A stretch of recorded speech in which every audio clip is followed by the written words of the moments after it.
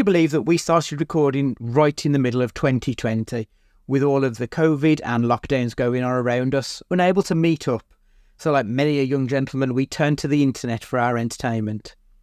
Tried to find a place where we could meet up and talk about the good, the bad, and that time that Stu saw a pelican on the canal. In order to facilitate our dreams of answering all of the big questions in film, and after a few attempts at recording via other methods to various levels of success, we found Zencastr, a super easy web-based one-stop shop for recording. Log in and you're ready to record in a matter of seconds. It doesn't take a tech genius to get high quality audio or video. And on top of that, the one time we have had an issue, the fact that the multi-layered backups are stored locally means it's easily fixed all in browser. There are plenty of tools you need when you start podcasting, so let Zencastr take that headache away, as it offers a place to record, edit and distribute all from one website. Any lazy bones Jones can pick up and play and have studio quality audio or 4K video put out for the world to see when using Zencastr. Go to zencastr.com/pricing and use our code CAGEFIGHTING and you'll get 30% off your first month of any Zencastr paid plan. We want you to have the same easy experiences we do for all our podcasting and content needs. It's time to share your story. And now, hit the music.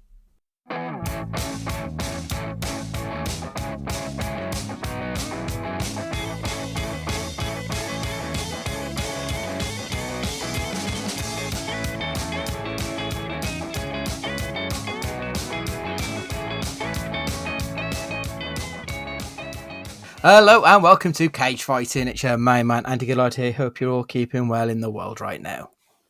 Good morning, good evening, good night. 1 week away from Trapped in Paradise, people. Getting closer. Hello. Yeah. Ed, you need to introduce yourself now because you're pretty much part of the team at this point. So yeah, I was going to. So yeah, good evening, good morning, good afternoon. It's Ed joining again. It feels like this is going to be the future of the podcast as we move on, because we know.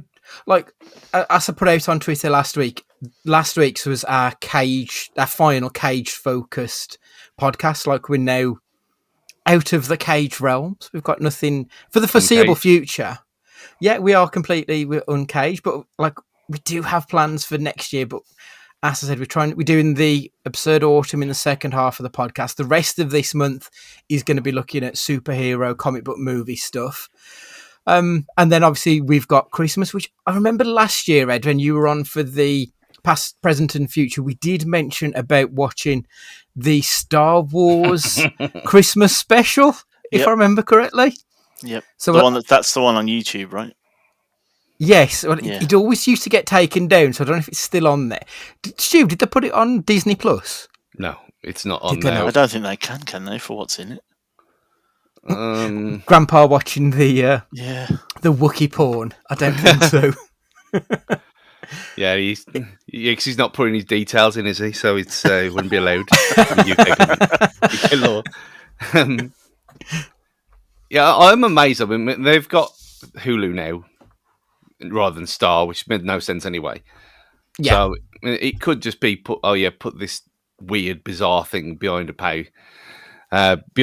check anyway, and be done with it, and just put the thing at the start. Yeah, things from the past do not represent thoughts of the present, and blah blah blah.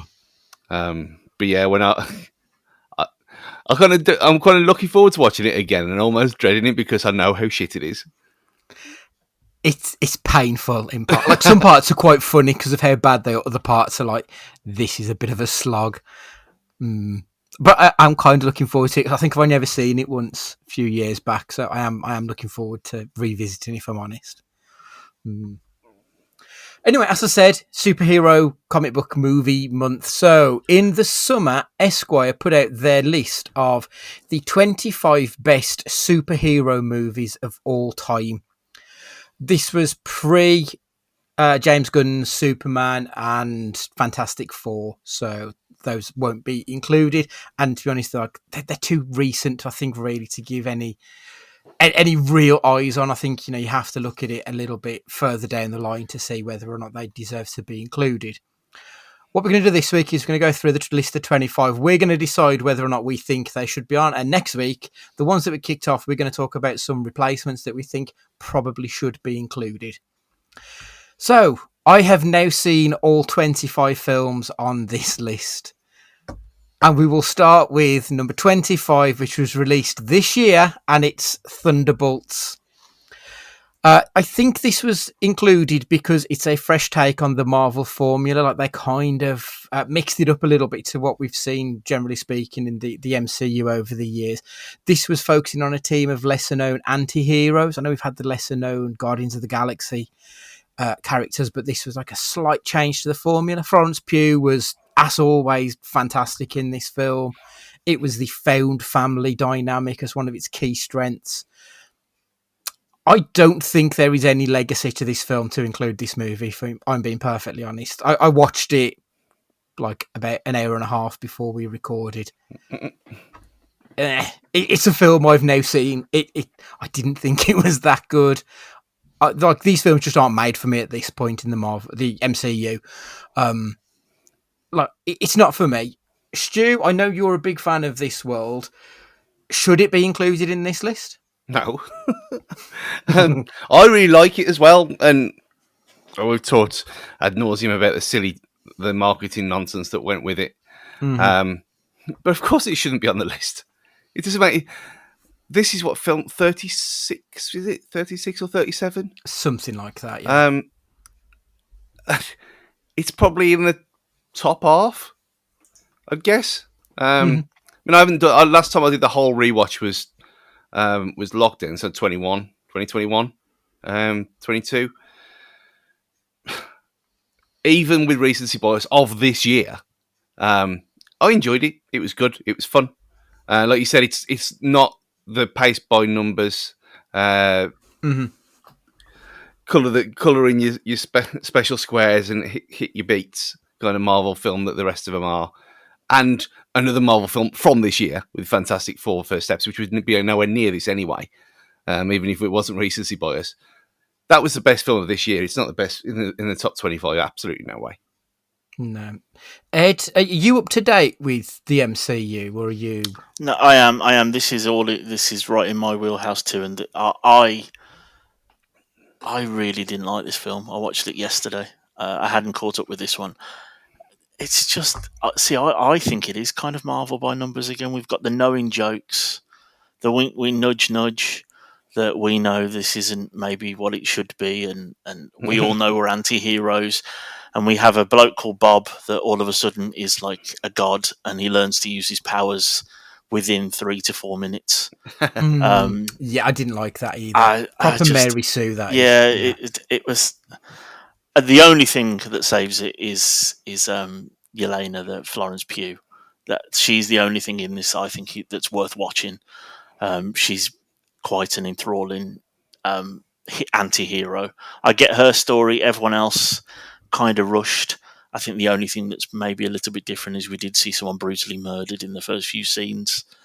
And I can't... Anti-Captain America, that is just that's a character I can't get on board with. I actually quite liked the mini series that he was in, when you see sort of his arc to going criminal. But I just, it should be nowhere near this list. And I think, Stu, you've been very generous saying it's probably top half in the Marvel films. I don't think this is better than Black Widow, personally. I thought that was a better movie than this. Probably, yeah. Well, it is. But we were really hot on Black Widow anyway at the time, like a lot more than a lot of people were. And this is obviously, it's going to be banished forever because people can't behave themselves, can't they? So yeah, that's the other thing. Yeah, so this will be like Quantumania, and no one will ever speak of it ever again. I like the fact that it tried to do something that probably the rest of the MCU has never really touched on anything. Like, there's obviously the intimations toward mental health and stuff like that I just don't think they go far enough with it to make it quite as impactful as it probably could and should have been. It's somewhere in the middle of the MCU list. It's certainly nowhere near the top 25, and it just seems a ridiculous choice to have in this list, to be honest. Yeah. Sorry, go on, Stu. I was going to probably the same thing. The only reason it's in here is for the mental health stuff. Yeah. Mm-hmm. I bet there's probably better films that have a deeper meaning out there that we can find next week, to be perfectly honest. And there's other films on this list as well that are in there for certain reasons that are very similar to that as well, that we'll get to. Mm-hmm. And don't get me wrong, because I know that it's labelled as like the 25 best superhero films, but I do think that there is an argument to be made that there is the cultural impact should be taken into account. Yep. Like, we'll get to it on one of the later films for sure, but it's about the cultural impact, the legacy. It's not just always about the enjoyment, but I think you've got to have a bit of the enjoyment that, like, Thunderbolts just doesn't carry that weight. Like, I kind of feel like I enjoyed Shang-Chi more, which, like, you know, I just don't see the merits of this film being included, other than it being... It's a hot way to start a list. If you're making a list, we're going to throw in a film from 2025 to, like, draw people in, and even if it's just because they're not going to like it, it almost feels like that's why it's included. I think for me as well, one thing it's definitely missing as a film on its own is the baddie's not bad enough. I don't think. I think we'll see this in the list. I think the better the film, the better the baddie. I think with superhero films, and she's not a good enough baddie. I love Julia Louis-Dreyfus. I think she's one of my favourite comedic actors. I think she's brilliant. Veep is one of the best shows made, but this just doesn't work in this world. Did you realise that the Sunderland Downer is related to her? No, I didn't. No. Yeah, I think they're cousins or something like that. It's crazy. Did not realise that. The next on the list is from 2019, and it is Shazam. The rationale that Esquire gave, it centres on a blend of humour, heart and maturity. The film is praised for capturing the spirit of youthful wish fulfillment, for its surprising emotional depth. The comparison to Big underscores its appeal as both a superhero adventure and a coming-of-age comedy. This film had no right to be as good as it was. The trailers looked terrible for it, and I came out actually thinking this is quite a good film. Whether or not it's top 25 of all time, probably not, but I can certainly see why they've included it, because this is the first one that felt proper all ages. Like, you could be a 5-year-old watching it, you could be a 105-year-old watching it, and I think you'll enjoy this movie in a way that a lot of other comic book movies don't tend to stray too far between, like, mid-teens to mid-30s pretty much. And I think Shazam is the one that really does sort of cross a lot. Like, I'm going to say I think it probably should be in here because it's interesting, but at the same time, if it goes, I wouldn't be too disappointed. Ed, where do you sit on this one? Yeah, I think this was, and correct me if I'm wrong, this is the first superhero film that I think did the... I think Deadpool was probably a bit before this, wasn't it? Where it knew what it was and played to those beats, unlike the Marvel one that we just talked about, where everyone sort of knows what this is. You know, when he talks about picking a superhero, a superpower, you don't pick invisibility because that's pervy, but flying is, you know, that's what heroes do. But invisibility is what a perv would pick. You know, it had that about it, didn't it? It knew what it was. It had that knowing nods and winks to the audience that, like you say, Andy, can be, you know, joked about by, you know, a 10-year-old or someone that's 80. I think it hits all those beats really well. And I'd never really thought about the link to Big until I read the Esquire blurb that came with this, and I think that's a great film anyway, but I think that's a really good way of describing it, because we do have the, you know, even when he finds out that he just has to say Shazam to go back to his, you know, his first form, all of that's really well done. Whether or not it should be in the list, I think I'm with you. It could stay for me because it knows what it is, and also it's DC doing something good, which for most of this stuff they tend to not. They had more misses than hits, I would argue. Especially in recent years. So I think I'd probably err on the side of keeping it in because it's very different. You know, it's not even like what we just talked about with Thunderbolts, is it? It's not hell-bent on good graphics and CGI, is it? There's a lot more depth to this film. Yeah, absolutely. Stu, superhero Christmas film? Yeah. There's not many. Batman Returns being the best one, obviously.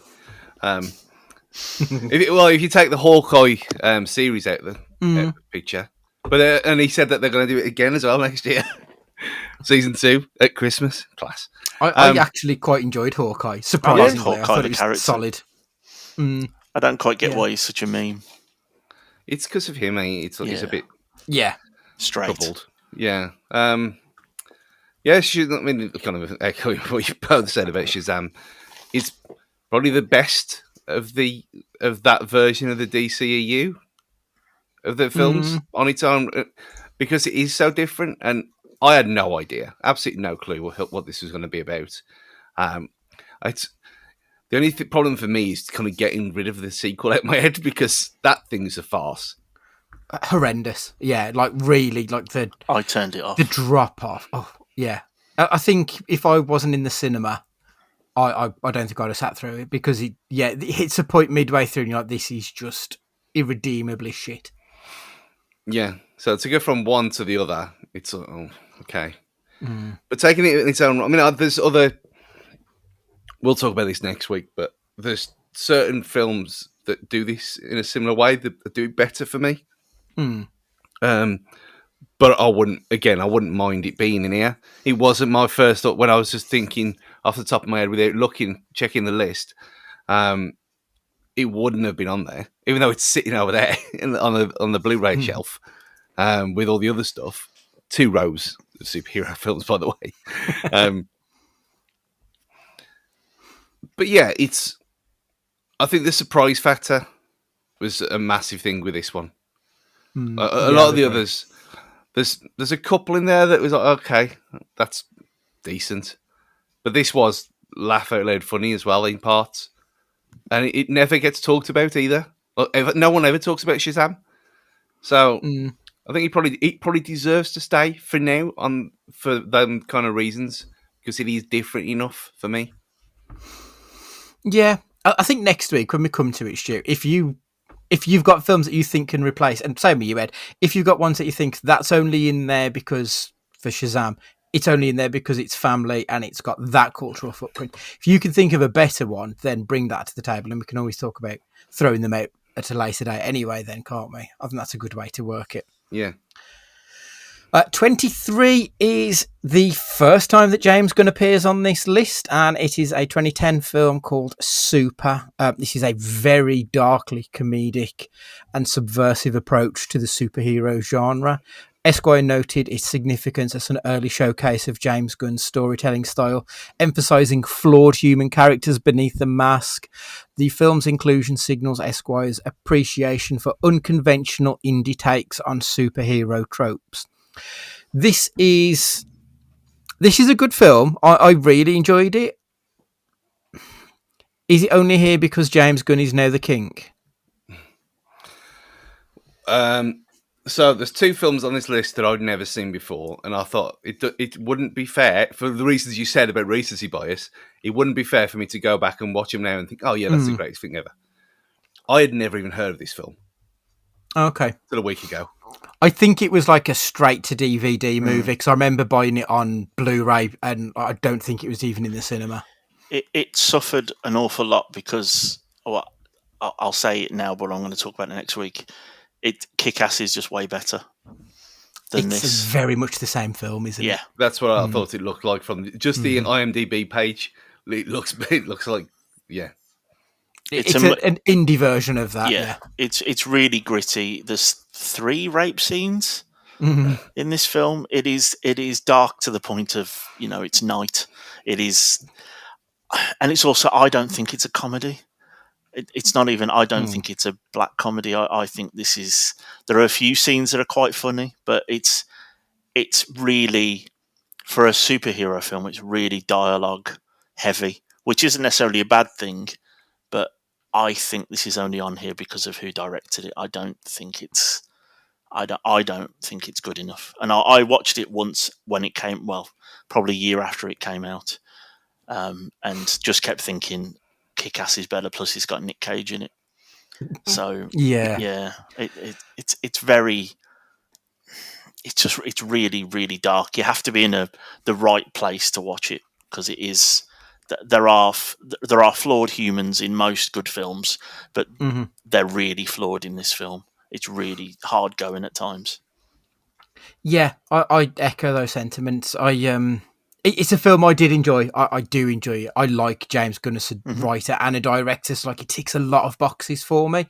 I don't think it's worthy of inclusion in this, if I'm perfectly honest. I think there are better shouts for James Gunn, better shouts for this particular genre of superhero movie. So I think on the basis that you've not seen it then, Stu, me and Ed, we both saying out of the list for this one.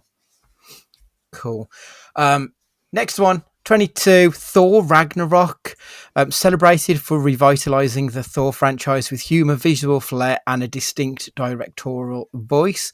Esquire highlights the film's embrace of cosmic adventure as well as a successful blend of comedy and action, crediting Taika Waititi's unique sensibility for its success. I think it's shit. Ed? Oh, I really like it. Yeah, this is top 3 maybe of all Marvel films. I think this is really good. I like the buddy cop element of Thor and the Hulk. Thor is a really boring character, but not in this film. I think that's another thing. I think you see him be more than I am a god, look how big my biceps are, which is sort of his trope in all of the other movies. You see a little bit more of him in this. Again, we have quite a weird but good baddie in what's his chops? Forgotten his name now. Bloke out of Jurassic Park. Goldblum. That's him, Jeff Goldblum. Weird, camp, great performance from him as the master or whatever his name is. I think this is a really good film. I really like this one. Yeah, obviously he's Maddie. It's number 9 on my MCU. It's probably my top 5. Yeah, loved it from the first minute I watched it, and it was one where it was ruined straight away by that. And this was one of the first times of the trailer boycott because Hulk was in the trailer. And you think, well, that's just silly, isn't it? But yeah, it was one of the I won't say it goes that far from the formula, obviously, because that's what these films are. But you compare this to, I was going to say Love, Honey. That's a different thing altogether. Love and Thunder, which is just a oh god, that's one of the worst films I've ever seen. Yeah, it was. It was like a bad tribute band to this film, and this film is a 9 for me. Anyway, 9 out of 10, absolutely superb. And of that phase, probably the one I've watched the most. Me too. And it's one that a lot of people who kind of got a bit bored of it all came back for. You think, yeah, okay, it has to be on this list. And there's a little side note. I stumbled across Jeff Goldblum's YouTube channel where he's doing jazz covers, singing like William Shatner. It would have to be jazz, wouldn't it? For Jeff Goldblum. It does feel like it. He's singing like William Shatner. It's amazing. Yeah. Melody isn't his forte, I wouldn't imagine. That sounds incredible. I think my issue with it was it just felt like it was someone trying to be James Gunn. I think that's the problem, is that they'd found the formula that had succeeded and they're just trying to recreate. And this feels like the most generic of the MCU. At this point, this was every trope that you see in an MCU film. That's what Thor Ragnarok is. And it just doesn't... I think this is very much where the wheels were coming off for me. This is where I was like, I'm sort of done with this world now. I need a jumping off point. It took until like the next fucking Thor film before I was like, I hope they all die because this is awful. The characters, not the people. Anyway. I have ended up fucking... Well, not all of them. There's still some I've not bothered, and I'm not watching fucking Deadpool or the Marvels. That was a thing, wasn't it? Yeah, that's one I haven't watched. The Marvels is not... we know why the Marvels was hated. It wasn't good, but it was part of culture war bollocks that was... Yeah. Wrong time, wrong place for that film. I really like Brie Larson, so it was good. It was fine. Yeah, but I'm just, I got like, I started it turned it off after 10 minutes. I was like, I'm just bored. I'm just not interested.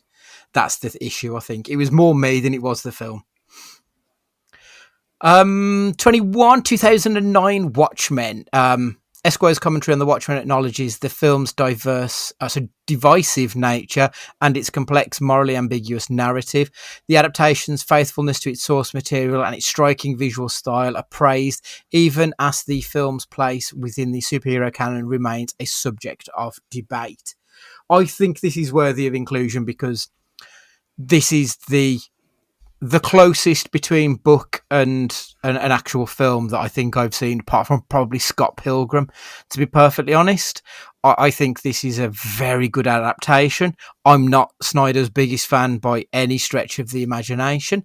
I think he's done a good job. I think the changes he made to the third act probably make sense as well. Ed? Yeah, going on what Esquire said, I did a 180 on this. I hated it when I first watched it. I thought, this is dark for dark's sake. This isn't what I want superhero movies to be. And then I think I watched it probably about 4 or 5 years ago and realised that was just me sort of not getting it. And then when you realise that actually, no, this is actually just as close to an adaptation of as a graphic novel as you're going to get, it's actually brilliant. You see all the guts and the gore that go with it. The fact that it was an 18, I remember that being an issue for me when I first watched it, going, well, there's no need for it to be this, this graphic, really. There's no need for it to be this raw. But no, I've watched it probably 2 or 3 times since then and realised that my initial thoughts on it were wrong. It is divisive, but it's well worthy of being in this list, and I'd probably have it slightly higher. I think it's a really, really good.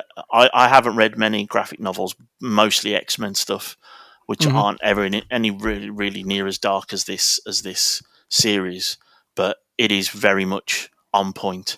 I even think I had an issue with the fact that it was quite long the first time I watched it, and then the second time, third time I've gone, I could have probably had more. There's more that I could have got out of this, and there's more that we can get from these characters. I think it's one of the best adaptations of a graphic novel that you're going to see. Yeah, I also think they made the right choice in cutting out the comic book stuff within it, because I know that there is a version of which I never got round to, where they put in the animated stuff as well. The Tales of the Black Freighter. I think they probably did the right thing leaving that out, because it was stretching the length a little bit too much. Speaking of X-Men and something on the X-Men and stuff on the darker side, God Loves, Man Kills. Give that one a read. I think you might enjoy that one. It's a good book. Stu, Watchmen? So Watchmen was the first ever graphic novel that I read at uni. Me too. Yeah, it was one of them. I don't think it was like required reading for film nonsense. It was just it was just there, and people were talking about it. So, and it was easy to get hold of because they had loads of copies of it. And I was like, yeah, I'll get this. I'll get this now. Because comics, I mean, I was early, very, very early teen years, and then I dropped off because of porn and football. But which one was first there as well? It wasn't even football. No. Well, you think you can't have a diddle to shoot magazine, can you? Come on now. So, I mean, we might be back there if the Labour government again. But no, we so when this started, I think it was probably Total Film. When they started to say, Watchmen film, I said, well, it's obviously going to be shit, isn't it? They can't do it properly. And I was kind of mixed on it again, a little bit like Ed at the start. And it wasn't until I saw the ridiculous... I mean, I just checked it. It's 3 hours, 36 minutes long, the Ultimate Edition. And that's the version I watched again. After many years of only seen it once. Masterpiece. And it should be higher than this. It should be top 10 for me. I love it. It's a passion project done properly. Did you ever get around to watching the TV show? Which was like a loose sequel to... It's more of a sequel to the book than it is the No, because I was waiting on the cancellation issue. Because even though you said it's contained in its own thing, I I thought, well, it's not going to be easy. So there's going to be something, and then it was kind of like never really confirmed or denied that it was just ever going to come back. The I can't remember who was the creator behind it, but they said they had no plans on doing any more with it. So it was just a case of, is this going to be a one season? And like DC have done comic books about like before Watchmen and stuff. Like the world, there is the world there that they could do more in, but I don't think anyone wants to touch it, to be perfectly honest. And I get why, because it's like sacred text. It's almost like trying to make a sequel to the Bible kind of thing. When people mess with Watchmen, people get quite pissy about it. So I see why they avoid it. But the TV show was excellent. Really, really good. Probably better than the film, to be honest. That's how excellent it was. Number 20 is 1980's Superman 2. Superman 2 is recognised for its memorable villain, General Zod, and its status as a sequel to arguably rivals or surpasses the original. Esquire notes the significance of the Richard Donner cut, which has become the preferred version for many fans and critics. The film's blend of action, romance, and moral conflict cements its place in superhero history. I listened to when we did our top 5 comic book movies, Stu, and I mentioned the first Superman in my top 5, and you said that you preferred Superman 2. Do you still hold that thought? Yeah. I think Zod's probably got a lot to do with that as well. And when we're talking about memorable and cultural impact and space triangles and all that kind of stuff. And it was, even in the early 90s, that kind of thing. Phantom Zone was mentioned on multiple TV shows, Noel's House Party and stuff like that. So it has stood the test of time. And the fact that you keep going back to Zod over and over again, even though for Superman aficionados, he's not one of the big boys in comic-wise, apparently. But yeah, it's an absolute masterpiece, 10 out of 10. It's like... It's one of them things that you don't piss with. Like you said about Watchmen, you don't mess with Superman 2. And the fact that they did, and it was better, is, it's just wonderful. And it's just memorable as well. And like you watch it for the first time as a kid, and then you watch it as a teenager, then you watch it as an adult, then you watch it as a middle-aged bloke. And it doesn't change. It just gets better. I think the original cut had a bit of a pacing problem, and I think the Donner cut completely eradicates that pacing problem. It makes it just like an infinitely better film. I think it's well worthy of it. And I love the fact that the first film, it was like they're clearly done together, and how the first film blends straight into this one. There's like overlaps with how they set up the characters, where it starts with Zod getting banished, and then obviously it comes back into the second. And that feels like quite a momentous thing that I don't know if it's done in other media, especially in 1978 and 1980. I don't know if films were done back to back and then split out. It feels very unique in these terms. I think it's well worth its place on this list. Ed? Yeah, no, and I agree with Stu. Superman 2 is better than Superman 1. I think Christopher Reeve is a great Superman as well. He's handsome as all get out as well, isn't he? And this is a great film, and we're going back to the fact that you're right, Stu. We've got a great baddie. Zod is a great baddie in a time when you can't rely on him being like huge and purple. You know that there is no way of making him. You know what I mean? There's no way of CGIing him to be this evil monster. Is that he has to do it with the performance. And I say this as someone, I don't like Superman as a character. I think he's too perfect. You know, he's barely stoppable.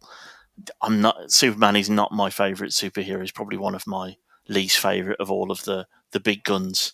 But the first 2 Superman films are brilliant and should be on this list. I would just argue about their placement that we'll talk about probably later. It's a great film with a great baddie. Yeah. Read Superman Last Son, which I think it's Richard Donner wrote it, and I think it was basically his idea for the third film. had things not have gone south. But yeah, Superman Last Son is a good read from probably about 2006, I think it was. Yeah. 19 is Avengers Endgame. Speaking Esquire of huge and frames. purple. This is a monumental cinematic event. It rewarded long-time fans with emotional payoffs and epic spectacle.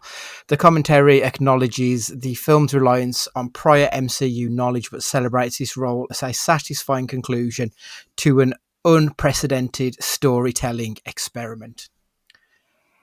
This is the film that properly broke the MCU, but you can't not have it on this list because it is the culmination of... When did it start, Stu? 2008? 7? Yeah, it's about 18 with Iron Man. Yeah, like that. So it's the culmination of an almost dozen years worth of work. You can't not have it in there. I don't think it's a very good film, again, because of the time travel nonsense, basically eradicating everything about it. But you can't ignore it. Ed? Yeah, I love the Avengers. I'm fully on board with being a basic bitch about it all. But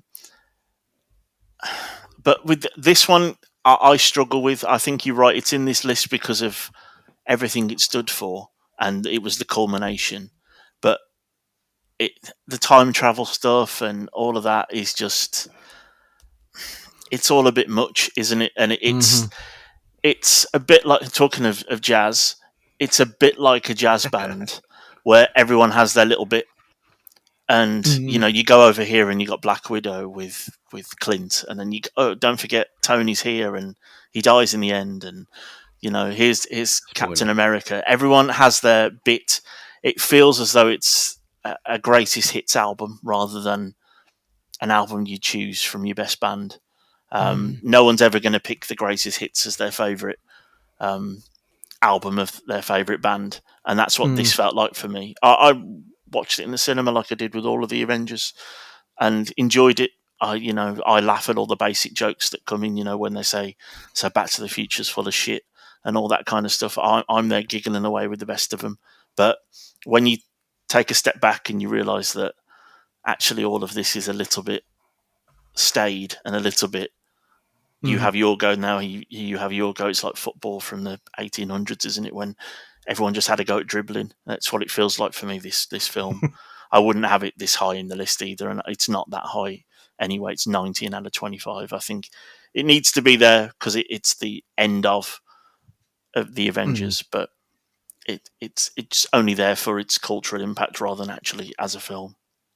Yeah, I think as a work of art, it's actually quite poor, but you can't deny that, as you said, that the cultural impact, the footprint that it's left, you can't really not have it here. Infinity War is a better film. And I don't even think that's particularly great, but I just think it's better than this. Stu, where is Endgame on your master nonce list? It is 13th. So in the eights category. Infinity War is 5th, by the way, just for argument's sake. And that was exactly what I was going to say. It was almost impossible to go from the end of Infinity War to this. It was like, well, what do you do? How can you beat that? That was a genuine, shocking moment in the cinema when obviously going day one and it not being spoilt for everyone. No one had a clue what was going to happen there. And to do it like they did, it was incredible. I think it was just it was built up to such a degree that it was never going to be. It was never going to satisfy everyone because it peaked too soon. It shot its load way too early, and the come down was it's like almost post-nut clarity, I guess.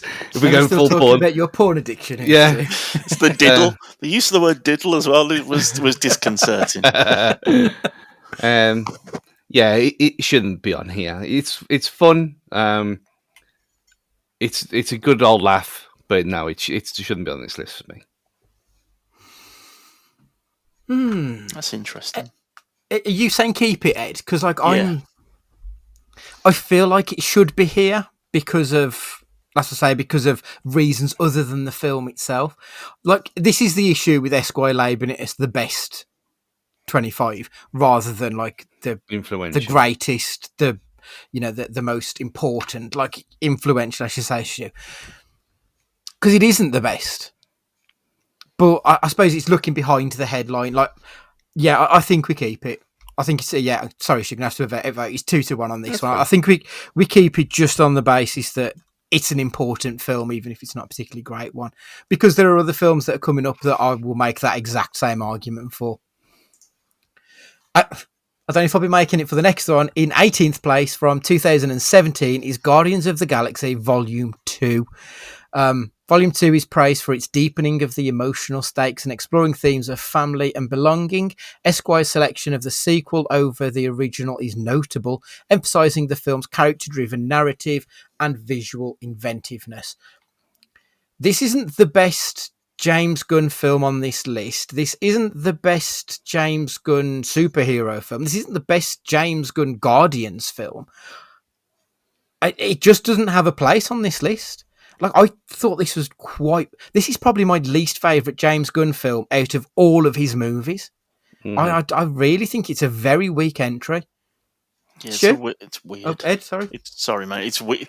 This is weird. It's not even the best Guardians film. It's probably no. It's not. It's probably two. This is probably the worst of the three. I thought this was a strange. I wonder if it's because of Kurt Russell being the baddie. I don't know. I'm trying to work out why it's in here. This one for me was the first one I looked at and went, well, I've got no arguments to keep this one in. No, I really struggle. Like, I can sort of see that. Again, they touch a little bit on like Peter's mental health and struggling with how his father is and stuff like that. And I sort of get like an idea, but I don't think it's particularly well done. I find it quite heavy-handed. It's just not that good. Maybe it's the yondu of it all at the end, because that was kind of sweet. Or where he sacrifices himself for Peter. I'm Mary Poppins, y'all, was a bit of a meme at the end of it. But that's not enough to have a film like this in here, I'm afraid. Stu, where are you sitting on it? Yeah, not when you've got the other two to choose from either. Mm. Like, if you want to put it on here for like diverse reasons and the fact it's spaced stuff, which is there's not much spacey stuff on here alien wise. I don't understand at all why it's here. It's like you just said, it's the worst of the three. It was, it was before the MCU CG went shit. So because if this had been another 5 years later, some of that stuff with the Living Planet thing, that would have been awful. But even the game, the Guardians game, which is not connected to it at all, is better than this. I really enjoyed that game. Yeah, it was a lot of fun. It was. Baffling choice. It is. Like, I feel like they touch on a lot of the things that I suspect this is in this list for. Thunderbolts touches on a lot of the same themes. And like, I don't want Thunderbolts here, so I don't really want Guardians here either. So we'll get rid of that one. Number 17, I think, is the only film which I've seen, which is Shin Kamen Rider. Of course, Stu, I watched it yesterday, literally, because it was on this list. Like, I'd never even heard of it. No. So apparently, Shin Kamen Rider. So Shin means new, and Kamen Rider is a character from the 70s in like Japanese TV, like, the originals, the Japanese Spider-Man show. It's that sort of era of TV. And they've brought it up to date. And I texted when I started it, and it's like 10 minutes in, I was like, this is very Power Rangers-y. Like original Power Rangers. But it's not as fun as the original Power Rangers. I don't know if it's... Let me see what the notes I made on what Esquire said. The inclusion of Shin Kamen Rider reflects Esquire's commitment to international and genre diverse superhero films. The film's body horror elements and unique directorial vision are highlighted, positioning it as a refreshing alternative to Western superhero conventions. So I don't know if it's just included because it's a foreign language superhero film. And I don't know a lot about foreign language superhero movies to say if this is a great one or a shit one or what. I'm kind of struggling to think of any other ones that I've even seen. So it makes it really hard to judge because you can't really dismiss that it's a very westernized genre. Like pretty much every one I've seen. Like the only film that springs to mind for me that isn't produced in America would be Super Bob, which was a British production, which is like a very indie film with Brett Goldstein, and it's fucking brilliant, but that's by the by. So, like, as a film, I don't think it belongs here, but when I look online at the reactions to it, maybe it does, because it shouldn't just be about us gaijins watching these things. Like, there are other people out there, so I'm at a bit of a loss. I think if we can find another foreign language superhero film that we've watched, I'd quite happily replace it because I don't think it's a very good movie, but I really don't know. Is there anything, like, Stu, can you think of anything? I mean, it's strange because we kind of having a go at it for being a Western thing, but superheroes are a Western thing. It's an American thing. So I haven't really got a problem with it. I know you've got that amazing Marvel fighting game soon that's being made in Japan, and it's anime style. It looks class. As a fresh take on things, but superheroes are a Western thing. They just are. It's like big monsters are a Japanese thing. We've got Pacific Rim, but that's it. Like it's very much their kind of thing. Like anime and schoolgirls and all that stuff. That's theirs. And I don't think we can say that it's a bad thing because it's the vast majority of the fact that we can't even think of one kind of proves the point. That if there was one that had broke through, we'd know. I mean, you could Animatrix maybe. Like the only one I can think of would be, like I said, the original Spider-Man stuff from the 70s that was Japanese. You've got that sort of era of stuff, but like that wasn't particularly great. Astro Boy, like it feels like the superhero world is probably rooted in something else that I don't fully understand because I don't read manga. Like that's not my cup of tea. So I just don't particularly understand it enough to say whether or not it should be in there. I think the fact that I'd never heard of this film before 24 hours ago probably speaks to it not having that much of a cultural imprint. I mean, tell me if I'm wrong, people, but no. I'm almost saying to not include it because it's an unknown. It's like, am I being wrong here? Am I being harsh to say No. it probably doesn't? Or I think this is if we were writing an article for Esquire, the magazine, we would find a way to shoehorn in something like this because it's what you need to do. But for a list where we're talking about the most influential 25, if we're going down that route rather than the best potentially, then the fact that Andre's never heard of it, this probably genre of movies is the only movies genre I'm on top of, and I've never heard of it. And we've all talked about Stu and his lists, and he's never heard of it. I think we can culturally say it probably has a massive impact, but like Stu said, it would be like a British cinematographer doing a Godzilla style film. It just didn't work, or a Pokemon based cartoon. They are where they're from, and that's the cultural impact. And Marvel and DC were, American based comic books that came out of the era that they were starting to be written in, and I think we're comfortable to take this out of the list with the fact that we'll openly admit that we've never seen it because it isn't aimed at gaijins, as you said, so we didn't know about it. I suspect if you were to Google Kamen Rider rather than Shin Kamen Rider, you will recognise the mask. Like, it is a recognisable mask that I've definitely seen before in stuff. but just never really followed it up with any real interest in it. Anyway, moving on to number 16, 2004's Hellboy. Hellboy is celebrated for its distinctive aesthetic and practical effects, as well as Ron Perlman's iconic performance. Esquire credits Guillermo del Toro's direction for elevating the material and crafting a superhero film with lasting appeal. I'm kind of stunned that this is 2004 because it feels so fresh even now to watch it, because it's the practical effects. Like we've said so many times, practical effects are king in these kind of things. It helps stuff not age. I think it's a great looking film. It's incredibly well acted by everybody. The direction is perfect. I like the Hellboy Mike Mignola books.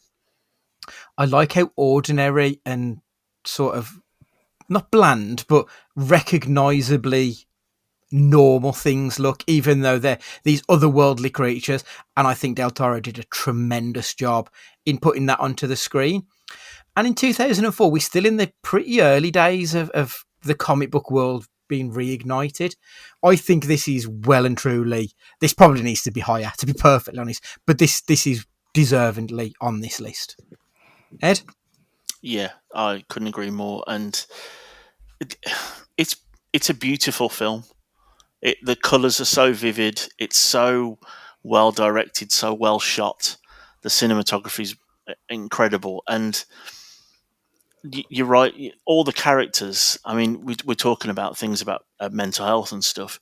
Well, in both Hellboy films, that it's clear that he struggles with it and his place in the world, and it's not overly done, is it? It's sort of, they talk about his drinking, they talk about how he's dealing with things and all that kind of stuff. I think this is, I agree, it should be higher. It's probably the most beautiful comic book film. I just, whenever I think about Hellboy, you think about how vivid the colours are of the shots, and how well it's just a really well polished film. And I think you're right. The fact that it doesn't rely on CGI, like we've already talked about, just makes it look almost real. And for a superhero film to feel real is probably going against the grain, because the whole point is that they are otherworldly, because they were first of all written down and drawn when anything could happen. But I think it's a magnificent film, and probably for me would be top 10. I would probably have it higher. So that's reasonable. Stu? It's there's a few films on this list that they're brilliant. They're brilliant films in their own right. They just happen to be comic book films, and this is one of them. Mm-hmm. And it's like, even just the Nazi stuff. It's like, well, okay, makes sense. Of course, why wouldn't it? But nothing's forced in here. And you can tell everyone was fully up for it, and it's a passion project again. And it is like, you compare this to the newer one, which was very. It almost, well, did they do it on the wall, the Mandalorian wall, because that's what it felt like. It wasn't very. It had no heart. But there was nothing. That's it. That it just didn't. It felt didn't fake. Grab you, did it? Yeah, it did. Whereas this one, maybe it is because of but even just because of the practical stuff, there's still a lot of CG in there. You just don't notice it, and that's the best way it should be. You know, actually, which Hellboy are you talking about? Because there's been one since Guillermo del Toro. We had the one with David Harbour, didn't we, as well? Yeah, there was a David Harbour one. And then there was the one that was out last year, The Crooked Man, which I think I'm the only person alive who's seen The Crooked Man. The David Harbour one.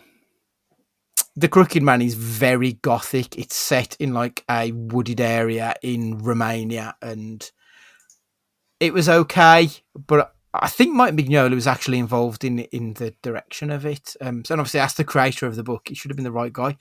It just felt like it was lacking a little bit. I never got round to the David Harbour one, though. But I'd heard that was not good. A body horror, folk horror. Mm-hmm. I mean, give it a watch. It's Hellboy and the Crooked Man, I think it's called, that one. and it's interesting, but I don't think it's very good. If that makes sense, like Yeah. there's elements to it. You're like, yeah, watch it, but don't have any hopes for it. Yeah, and I think this was the first Guillermo del Toro film I was aware of as well. Mm-hmm. So that opened up the whole new world of, and then going Pan's Labyrinth and all that kind of stuff. That you'd never even consider before watching this, and its weirdness. And it was adapted, like you said before about Watchmen. It seemed to be adapted very faithfully for the people who love Hellboy. Mm-hmm. And the fact that Ron Perlman was still banging on about it even now, all this time later. I think he'd happily come back to complete the trilogy, wouldn't he? It seems. Yeah, of course he would. Number 15 is from 2014. It's Captain America, The Winter Soldier. Winter Soldier is lauded for its blend of superhero action and political thriller elements. Esquire highlights the film's narrative complexity, strong performances, and its influence on the MCU's tonal evolution. I said when we spoke about these films way back in like episode 8 of this podcast, this was the film when the MCU grew up.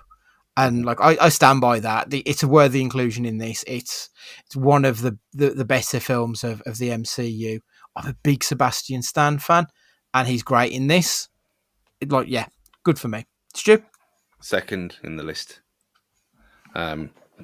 It's the fact that it did change everything, and you had it integrated into Agents of S.H.I.E.L.D. as well when it happens, when it all turns, and it is, again, like Hellboy, it's a political thriller just based around superheroes, and it could be a spy film from the 80s, and it's very much got the vibe of it. But the lift scene, it's in its own iconic, and Yeah. again spoofed all hell now. But at the time, you think, okay, this is almost like The Raid. Fair play to you, doing something a little bit different, and all the helicarrier stuff. It just looks amazing as well as everything else. You think, yeah, okay, you've spent money on it, you've done it properly. It's again as practical as possible.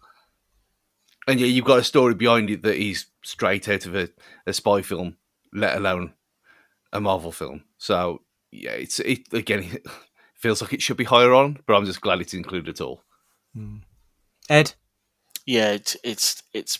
I think for next week I will do my list of where it is, but it probably would be in top 5 easily. And it's the first time we see Captain America actually be more than just poster boy America, isn't it? He has to make decisions, and Bucky, Sebastian Stan is brilliant, but Bucky the character and his arc is something I could watch a special just on him. I think that probably speaks to my my nerdy history background as well, and the fact that it spies and double crosses and triple crosses and everything. But yeah, this could easily be a Bond film, couldn't it? Just with superheroes. Exactly. It's everything you want from a spy film, but you have in there, you have super soldiers and Samuel L. Jackson. Yeah, absolutely. 14th place is 1995's The Crow. The Crow is recognised for its unique atmosphere, emotional resonance, and Brandon Lee's poignant performance. Esquire's commentary underscores the film's cult status and its enduring appeal. It's a dark, romantic superhero tale. This felt like this was like one of the most iconic films of the late 90s. It was cool as fuck, and I feel like the image of the Crow as a character is something that, like I said, it's resonated throughout the years, even today. Like, I don't feel like goth culture would be what it is without Robert Smith from The Cure and the Crow. So, like, yeah, worthy of inclusion. Ed? Yeah, definitely. And we all know people from school that donned the leather coats and grew their hair out right from. I mean, we're in a group chat with Matthew Guy. So we are. Yes, we do know. I wondered if he was going to make just a real guest appearance just to talk about this film, because Yeah. I remember listening to the first 15, and a bit like what I did with Back to the Future, and I always get a mention in there. He always managed to get a mention of the Crow in, even if you were talking about anything else. He managed to get it in there, didn't he? No, it's iconic. It probably it's got its cult in its following, but also obviously with everything that happened with is it Brandon Lee? Brandon Lee. Yeah. With everything that obviously him passing away very early on, and that kind of added to its mystique, didn't it? And in my head, I didn't even have it down as sort of a superhero movie, but it is, isn't it? But I don't think of it as a superhero movie. I just think of it as a bit like you talked about earlier, Stu. It's a movie that stands up on its own, that just, when you think about it, happens to have a superhero in it. Stu? Yeah, I remember, I don't know if it was on here or on Fancast, where I said the ones that I didn't like the crowd just to wind him up and he lost his mind. Yeah, it was. I haven't seen it for a long, long time, and it was never really for me.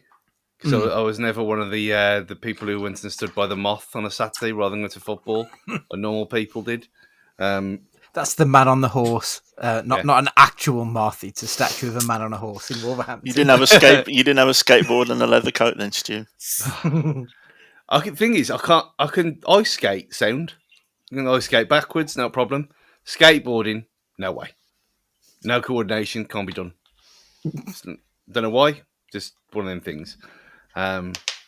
Yeah, so I mean, funny enough, I did have a kind of my PVC Matrix coat on yesterday when I went to a funeral. That's all. That's the only time it ever comes out now. I love you, Stu, but you are a strange man. Really are. I mean, I said, it's a look. It works. Yeah, that's how you put it. Yeah. But I mean, I would have been. It would have been the perfect kind of cosplay for that film, because I mean, this is in there for cultural reasons more than anything else as well. Because it was one of them things that it was everywhere for a while, and like even Forbidden Planet, when it was something else, its other name, Another World. Another World. Yeah. There you go. Look, I've sent it to you. Look at that glory. Yeah, it was. It was one of the first things that I saw that had figures for, like actual statues. Oh my god! You can put that in the thumbnail. Explain away.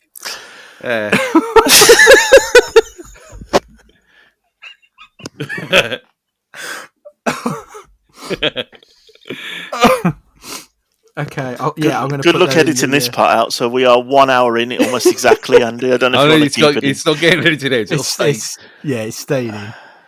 Let's go on the picture for the actual episode.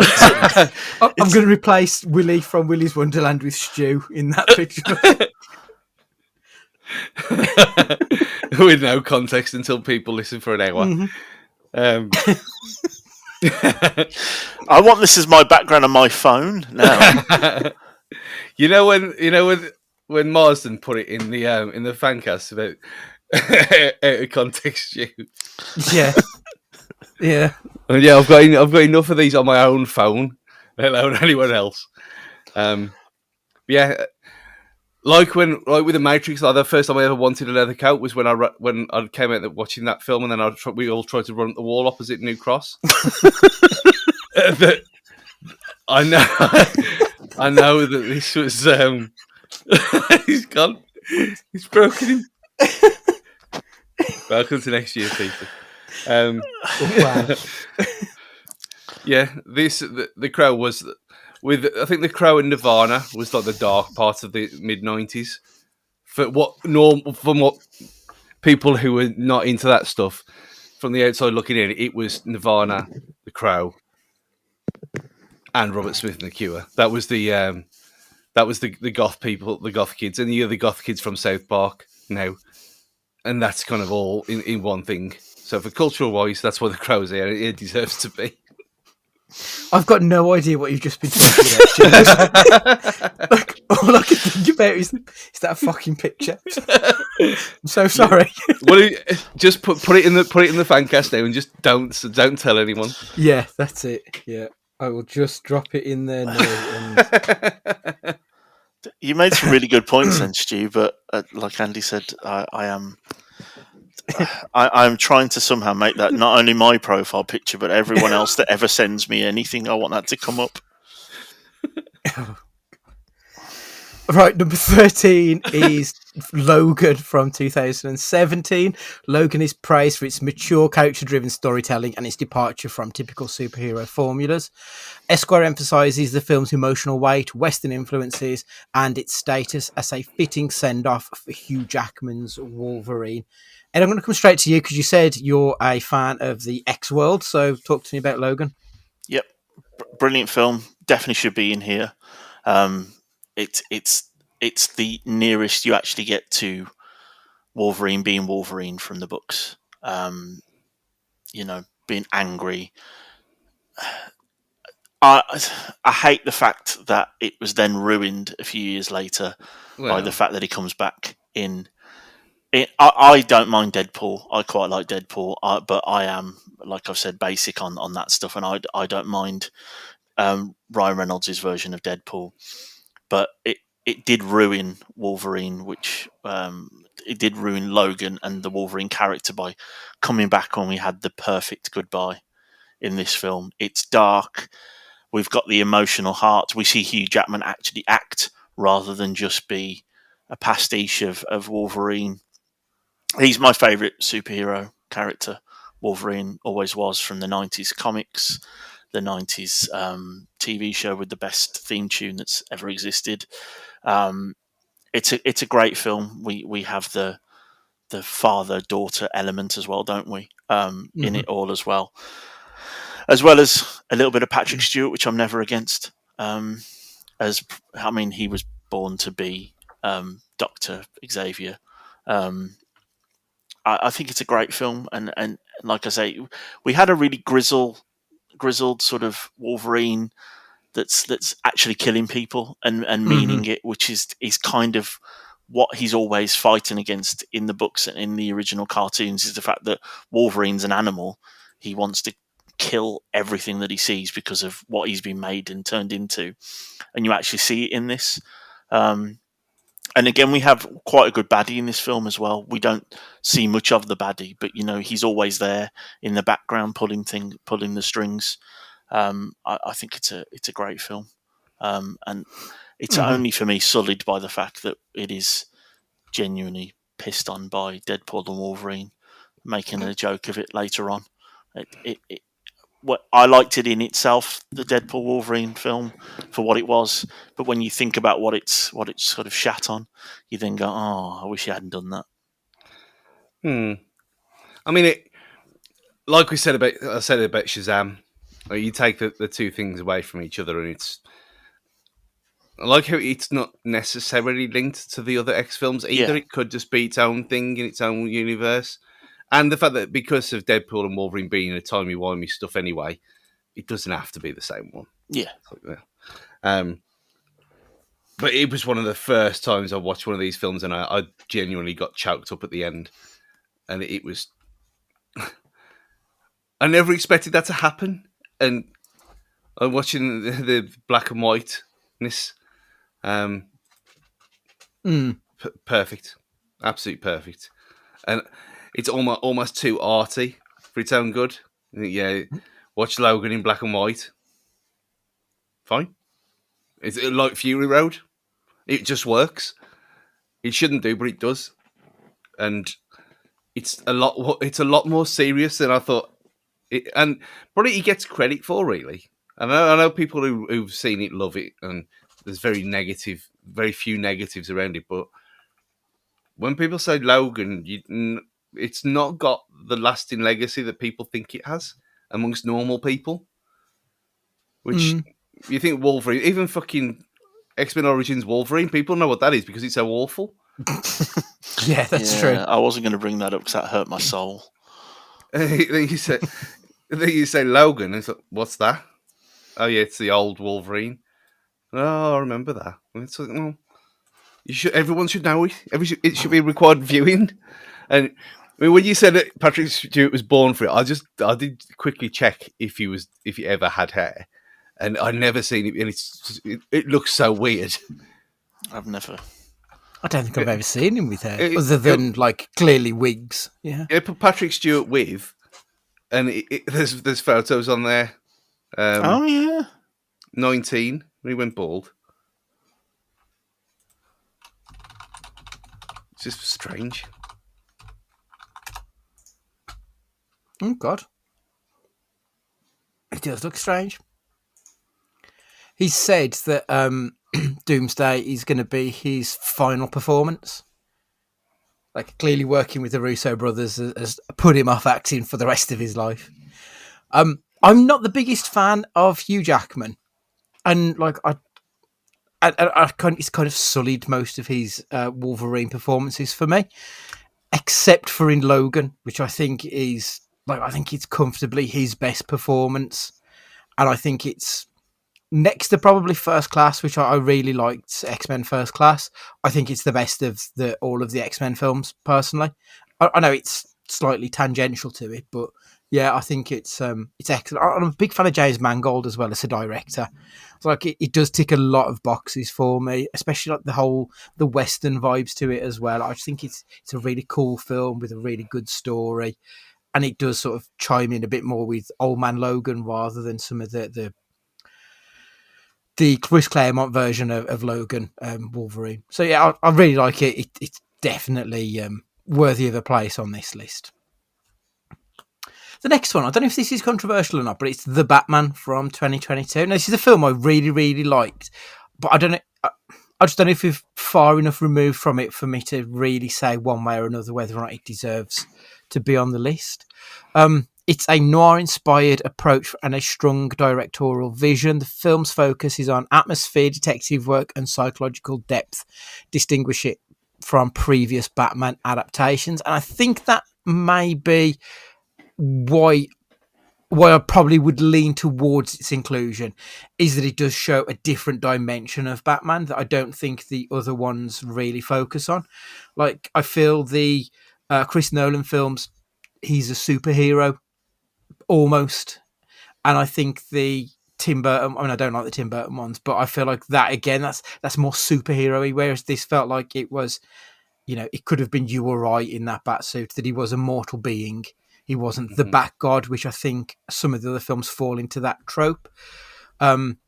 It's recency that makes me wonder whether or not I'm being too positive on it. I think it probably does deserve it because we get that other side look at it. Stu, where do you sit on it? I mean, when you go from what we had with Batfleck and the mess that they created there, again, nothing to do with him. He was obviously as good as he ever is.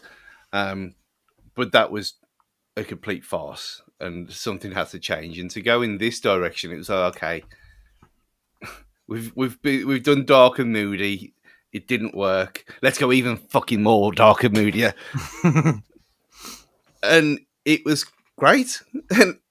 But I watched it again before the Penguin series, and I think coming away from it the first time round, it was like, yeah, this is pushing it up like the second best version of Batman that I've seen, behind The Dark Knight, obviously.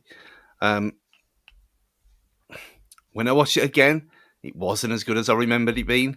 And maybe it was just because the expectation was on the floor and we came up with something great, even though how long it is and how grounded it is, and it works for its own reasons for that. But there just wasn't something quite there second time around for me. So that just for that reason, I don't think it should be on here yet. But that's just me. Maybe it was just one of them that I'd watch it again too quickly, and it was too fresh in my mind. Maybe I need to wait until the week before the next one comes out, or the next series of Penguin, and watch that again, to go back into it. Because regardless, it's a very, very good film. I just don't think it does enough different other than showing him being moody and normal, which is not really a superhero film, is it? Fair. Ed, you've got the deciding vote on this one then, mate. What do you think? Yeah, it's a great film. I really enjoyed it. I think I've watched it twice. It isn't a superhero movie, is it? It's a crime thriller. that just happens to have Batman in it. I agree with that.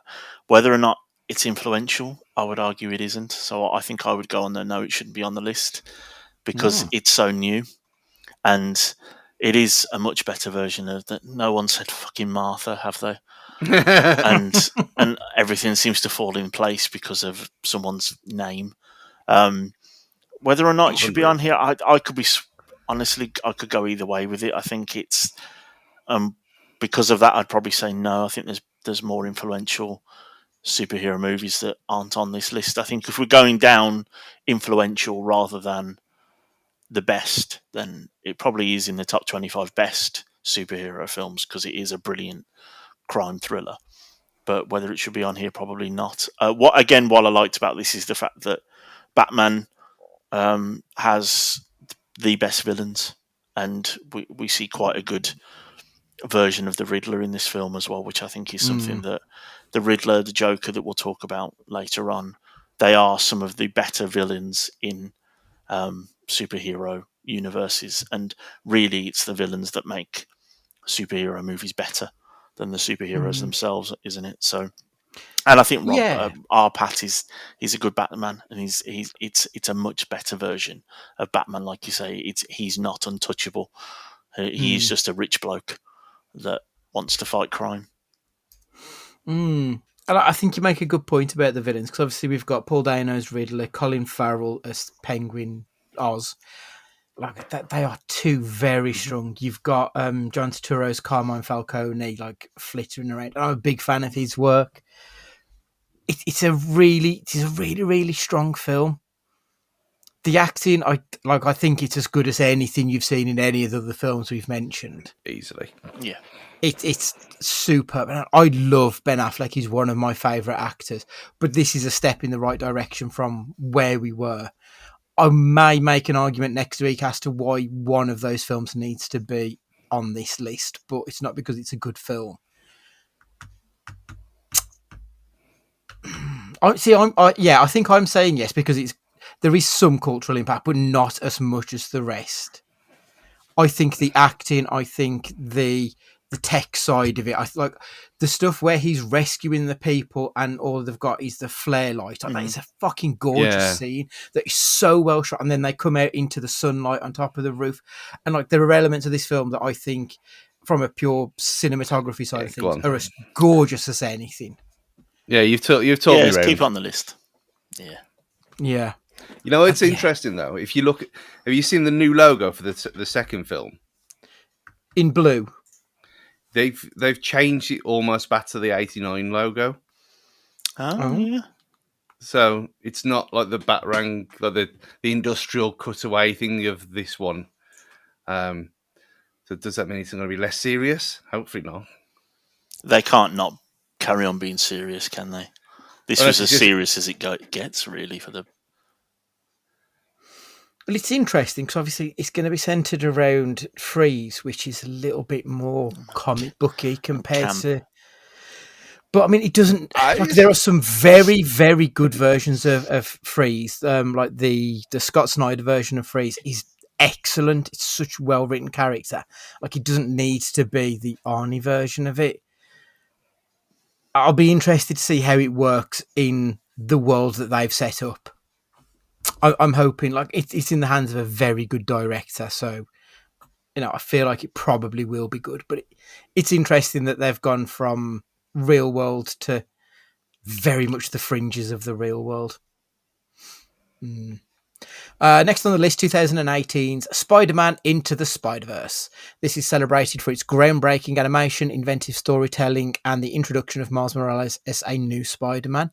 Esquire acknowledges its status as a modern classic that redefined what animated superhero films could achieve. Like unquestionably one of the best looking films. Like I remember, I've always been a fan of animation. Do you remember when Toy Story came out and animation went from what it was to everything post Toy Story? Animation now is like post Toy Story, post Into the Spider-Verse for me. Like it's created a new world. It's just in those terms, it deserves to be on this list, let alone the fact that it is a brilliant story. I really like Miles Morales. I never really connected that much with Peter Parker in the books in the way that I did with Miles Morales. So to then see him on screen, I was very excited and it delivered. Ed?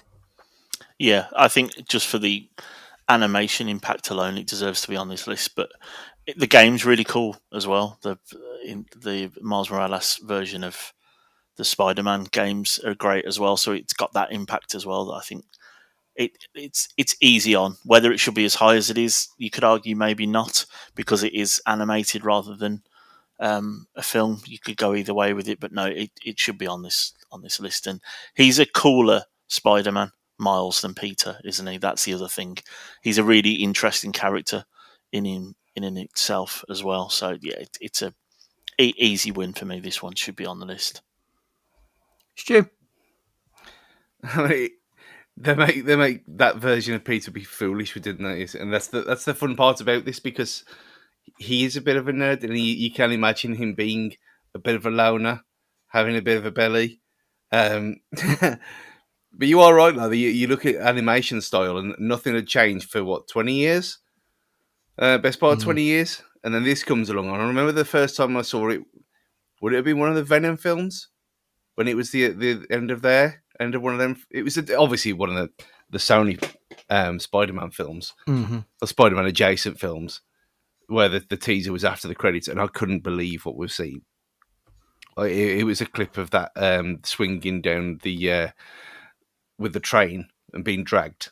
Mm-hmm. It was the clip of that. This is genuinely something new. And then obviously that leads into the film of the year in K-pop Demon Hunters, which you would never get beforehand. You mock. I've seen it. Exactly. How many times though? How many times is that? How many times have you been humming the songs in your head? Or you can't. Zero. I couldn't tell you a single song in there, Stu. Look at the lies. You just see. I love a musical, but that's not for me. 2 years' time, the sequel. Yes. But yeah, we wouldn't have got Mutant Mayhem, which was amazing. Mm-hmm. We wouldn't have got K-pop Demon Hunters. It has spawned its own thing, and it's very much a Sony. It'll be interesting to know is it actually theirs. This look, this frame, like 20 frames, main characters kind of thing. You know, the Mitchells versus the Machines, that's Lord and Miller as well, isn't it? Is that Sony or is that Netflix? It's on Netflix, but I don't know if it was made by Netflix. I think it is Sony. It might just be Miller and Lord and their mates who be using it, but yeah, it could be proprietary for Sony just as easily. Sony Pictures Animation. Yeah. It sort of makes sense. Although Turtles was Paramount. Was it made in-house? Good question.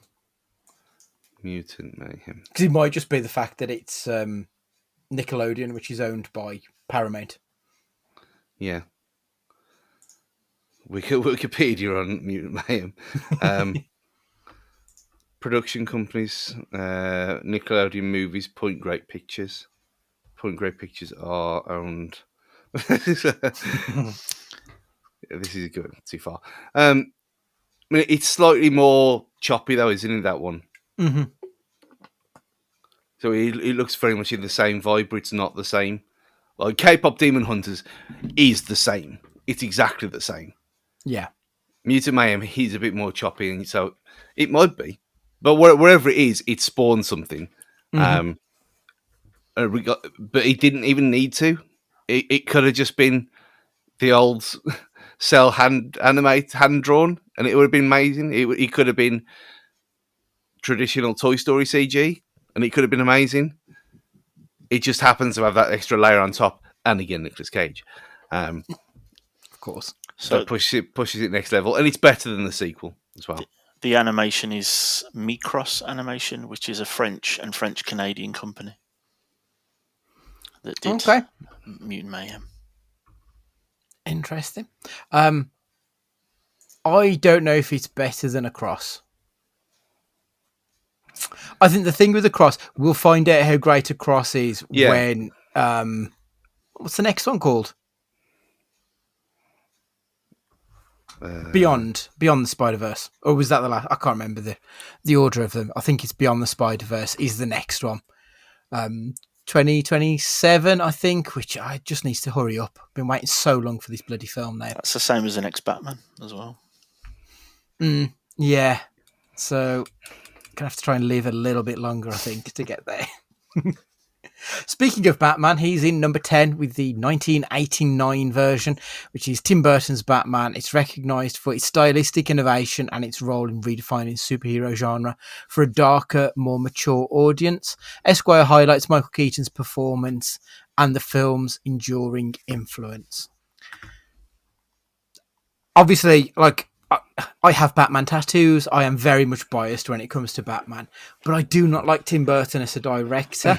I think the depiction of Joker is fucking insulting. I hate the dance with the devil in the pale blue moonlight. That is such nonsense fucking saying that. I don't know what the fuck they're doing in this film. I don't think it's very good. I think it's very overrated.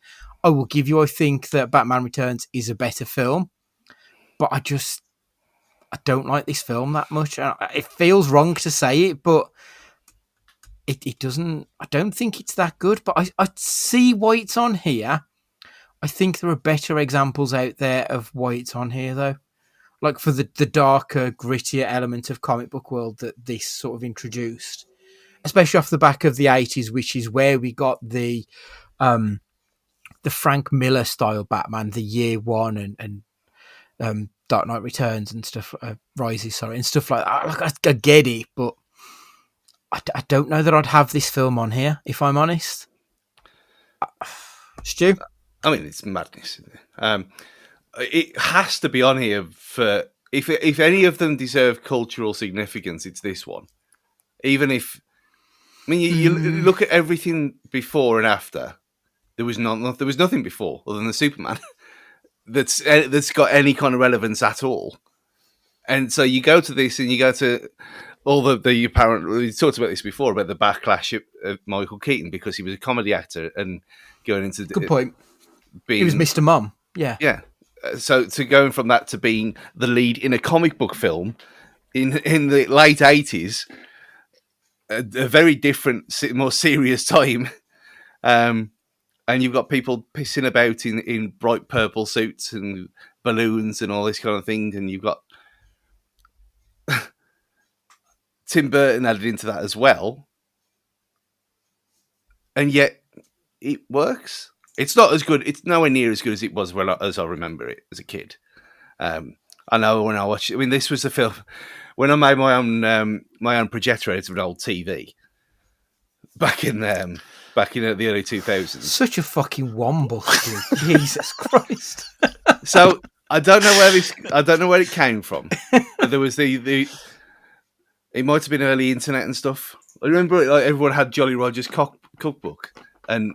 How to make a bomb and all that kind of stuff. Yeah. There was a similar kind of thing of though. If you could, there was a way of turning a CRT TV upside down, inverting the image, and then you could build a box around it, which I did with my granddad's. So I saw a wooden shed around the thing, and there was you put a lens over the front of it, and you make it dark enough and bright enough, and it would project an image onto the wall. Or screen, if you've got a screen. You're talking about a CRT TV as well. So you're talking about this massive thing that's like 3 foot long. I think you finding the wolves and porn probably stopped the world getting a crazy inventor. It's what he'd have been the next Robotnik, wouldn't he? I think. Jesus. Well, like Ryan Lester with his moustache. Again. Look up Ryan Lester. That's such a niche reference for this podcast. But yes, I built this thing in my bedroom and we had it on the wall and I watched a couple of matches on it. It worked. It actually worked. But the test was, what's the darkest film you possibly own on DVD? Batman 1989, which did not work at all. And it was an abject failure. And I thought, well, this can't be used for films then. but it was that whole thing of the Batmobile, the iconic design, which is still being sold now in Lego form, in remote control form. You got the Batwing and turning Batman from blue into black as well, which is then kind of stayed until the animated series. And you think, okay, it might not be the best film in the world. It might be very camp, considering how dark you think it is. And like it or not, Dancing the Devil in the Pale Moonlight is iconic. It might be shit, but it's iconic. And I think it deserves to be there for its place in kind of helping these things along. Because without that, we'd never get the MCU without this. Not a chance. Ed? I tapped out at Tim Burton. Weirdo. Weird for weird's sake. Can't stand it. But I think Stu's right. I think without him moving this into the darker era, we probably wouldn't have Christian Bale's Batman. We wouldn't have Batman Returns. We probably wouldn't have superhero movies the way we do. And the fact that they could be not Adam West, they could be serious per se. And it did bring it more mainstream than nerds in their bedroom reading comic books. I think it has to be in the list, but it's a waste of Jack Nicholson. It's not a good film. But I think culturally, if we're going on impact, it has to be here. But I've never watched a Tim Burton film and gone, oh, that was good. I've always gone, that bloke's trying to be weird to be weird. I don't think he believes it. So I completely agree. Like I am 100% blinded by my hatred of and I think I am too. Him. Yeah, but Stewie's right on this. I think there's no way it's top 10. No. And I suppose in some respects this is a direct result of Frank Miller's Dark Knight, and you don't get Watchmen without Frank Miller's Super Dark. You don't get the Teenage Mutant Ninja Turtles without Frank Miller's Super Dark. So, yeah, okay, I think I'll accept it. I'm going to come straight back to you on this next one, Ed, because X2, X-Men United, 2003. It was praised for its complex narrative, ensemble cast, and exploration of themes such as prejudice and unity. Esquire regards it as the high point of the early X-Men franchise and a benchmark for superhero sequels. I remember thinking this was actually very special at the time. I don't know if it still is. Ed, is it? I loved it when it came out, and again, it goes back to my bias of Wolverine being my favourite. But delving into just one little part of his incredibly weird background that they made him is brilliant. I think Brian Cox is another great baddie, right? That's desperate to fix his son, really, as well. And it's a great film. I think it's a great film, and I think what Esquire said is actually right. This did change Marvel as well, because you do see Wolverine go crazy in this film. You do see it's not as family friendly as it maybe could have been, and the first one was. We have less of Cyclops, which is always a good thing, because he is far too goody-goody. Even in the novels, he's far too goody-goody, and I think getting rid of him, and we see the arc of Jean Grey as well, which they never go back to, and that is I think what lets this film down is it starts the arc of Jean Grey going in to be the Phoenix, and then we get the awful third film. But we see Magneto's in this as well, and his dark past of being from the concentration camps. And granted, you're not going to get a better baddie than a Nazi, are you? Because they were real. They're easy to. No one likes them, so they're a great baddie, aren't they? But we see, I think, in this X-Men film, what they were trying to get out of it, in the fact that basically it's a pastiche of racism, isn't it, in America, and how a mutant is second-class citizen, despite the fact that when they have uses, they're being used, and very much like how America used black individuals to be good at sports and were happy to watch them running the Olympics, like Jesse Owens, but then not let him in he had to go through the tradesman's entrance to get his gold medal from the president when he came back. All of that stuff it's really politically minded, this one, and we have a good baddie in Brian Cox who can't get over the fact that he has, what would be in real life a mixed raced son, but what he's got is a mutant son that he just can't. He loves him, but doesn't accept him, and I think it's a really, really good film. I think where the problems I think you have with this is what follows until First Class with the X-Men is some really bad films. I think it's sullied by the fact that what came after it wasn't anywhere near it. I think that's a very good impassioned speech on this film, because when I think about it in terms of this list, it's either X-Men 1 or it X2. Shouldn't be as high as it is, just as a point, but yeah, I feel like it's one of because the first X-Men film in 2000 did sort of reignite superhero cinema after let's be honest, Batman and Robin killed it. So like I sort of understand why you could make an argument for the first X-Men film.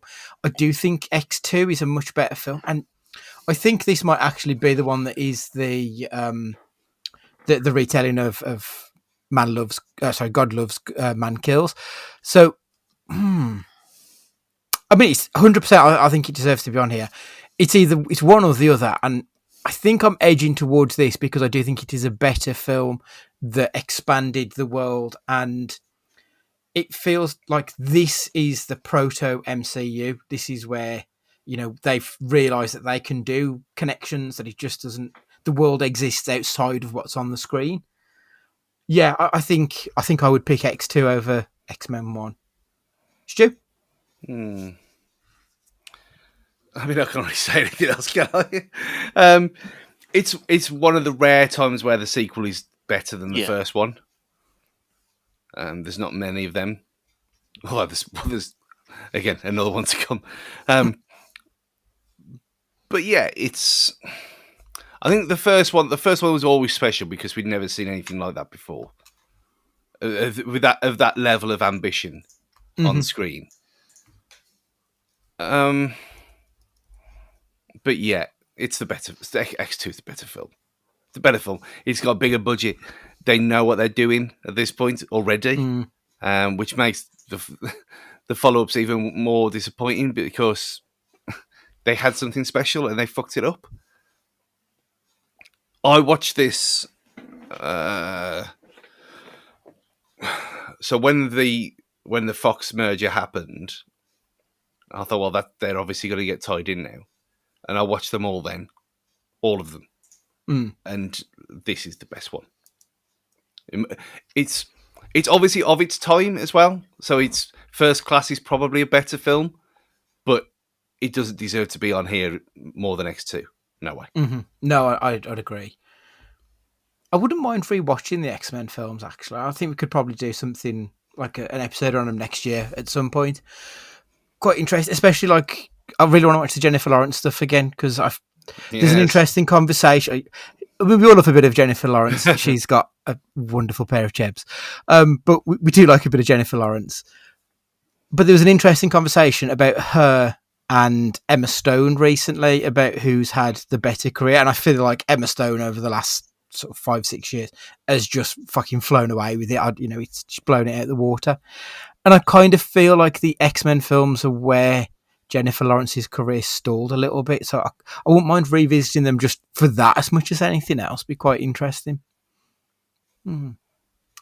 Anyway, number 8, Unbreakable from 2000. It recognised for its grounded, introspective take on superhero mythology. Esquire values its subtlety, psychological depth, and the way it deconstructs superhero tropes before the genre mainstream explosion. I think that is exactly why this film deserves to be on this list. It's a metatextual look at the superhero genre before there really is a superhero genre. It breaks things down. It's interesting. It's M. Night Shyamalan's best film. I think it is better than Sixth Sense. I also think Cabin at the Woods probably is as well, but that's another discussion for another day. This deserves to be on this list. Not top 10. It deserves to be on this list. Stu? Yeah, 100%. They call me Mr. Glass. It's How fucking cool was that though? At the end, when you realise, oh my god, that's his fucking nemesis. Like, yeah, brilliant. Yeah, even the going back and watching it before Glass, it was. So I was shocked at how modern it feels, at how old it is, and the fact that it's not really it's not really a superhero film, yet it very much is at the same time. Again, like we talk about Hellboy, like we talk about of ones to come. It's. I don't think it's definitely in his. It's not old, is he? If old's the worst. Oh god, that film. This is top 2 or 3 masterpiece. Ed? Yeah, it's a great film. Probably underrated. It probably isn't talked about enough, really, for what it is, and one of Bruce Willis's best acting performances. Do we think as well? Because he actually acts in this. He's not just. It probably is. You know, I mean, he's not just in a tank top saying "yippee-ki-yay," is he? Do you know what I mean? In this one, he actually shows a bit of some chops. And there's good child actors, which I know we talk about on Cage Fighting, as you don't get enough of them, but they're good in this film. Yeah. 2017's Wonder Woman is in 7th. Wonder Woman is celebrated for its cultural significance, empowering narrative, Gal Gadot's star-making performance. Esquire credits the film with breaking new ground for female-led superhero movies and revitalising the DC cinematic brand. The DCEU was on its arse. Wonder Woman was very much like the film that stopped it, I think, from being killed even earlier than it was. It's got like one of the shonkiest third acts of any film on this list. It's fine as a movie, but you can't get over the cultural impact of finally having a female superhero as the lead. Unquestionably, it deserves to be on this list for that reason alone. I don't think it's that strong a movie, and it definitely isn't top 7. Ed? Yeah, I think you've hit the nail on the head. It's a much better advocate of having a female lead in a superhero movie than what they did in Endgame, which is they just lined all the women up together at the end in the last fight. That was performative, wasn't it? Yeah, and it's like, oh, look, women can fight too. Well, yeah, of course they can, and women are important. That doesn't need to be said quite so blatantly as it was here. We could have just had, I mean, we'll talk about Black Panther and the fact that they deal with that without even it being an issue. Which is brilliantly done. But the third act lets this down from it being a great film. It's a fine film, but culturally, its impact, I'd imagine, a bit like the comic book, would have been the fact that Wonder Woman and women could be a lead in a superhero genre.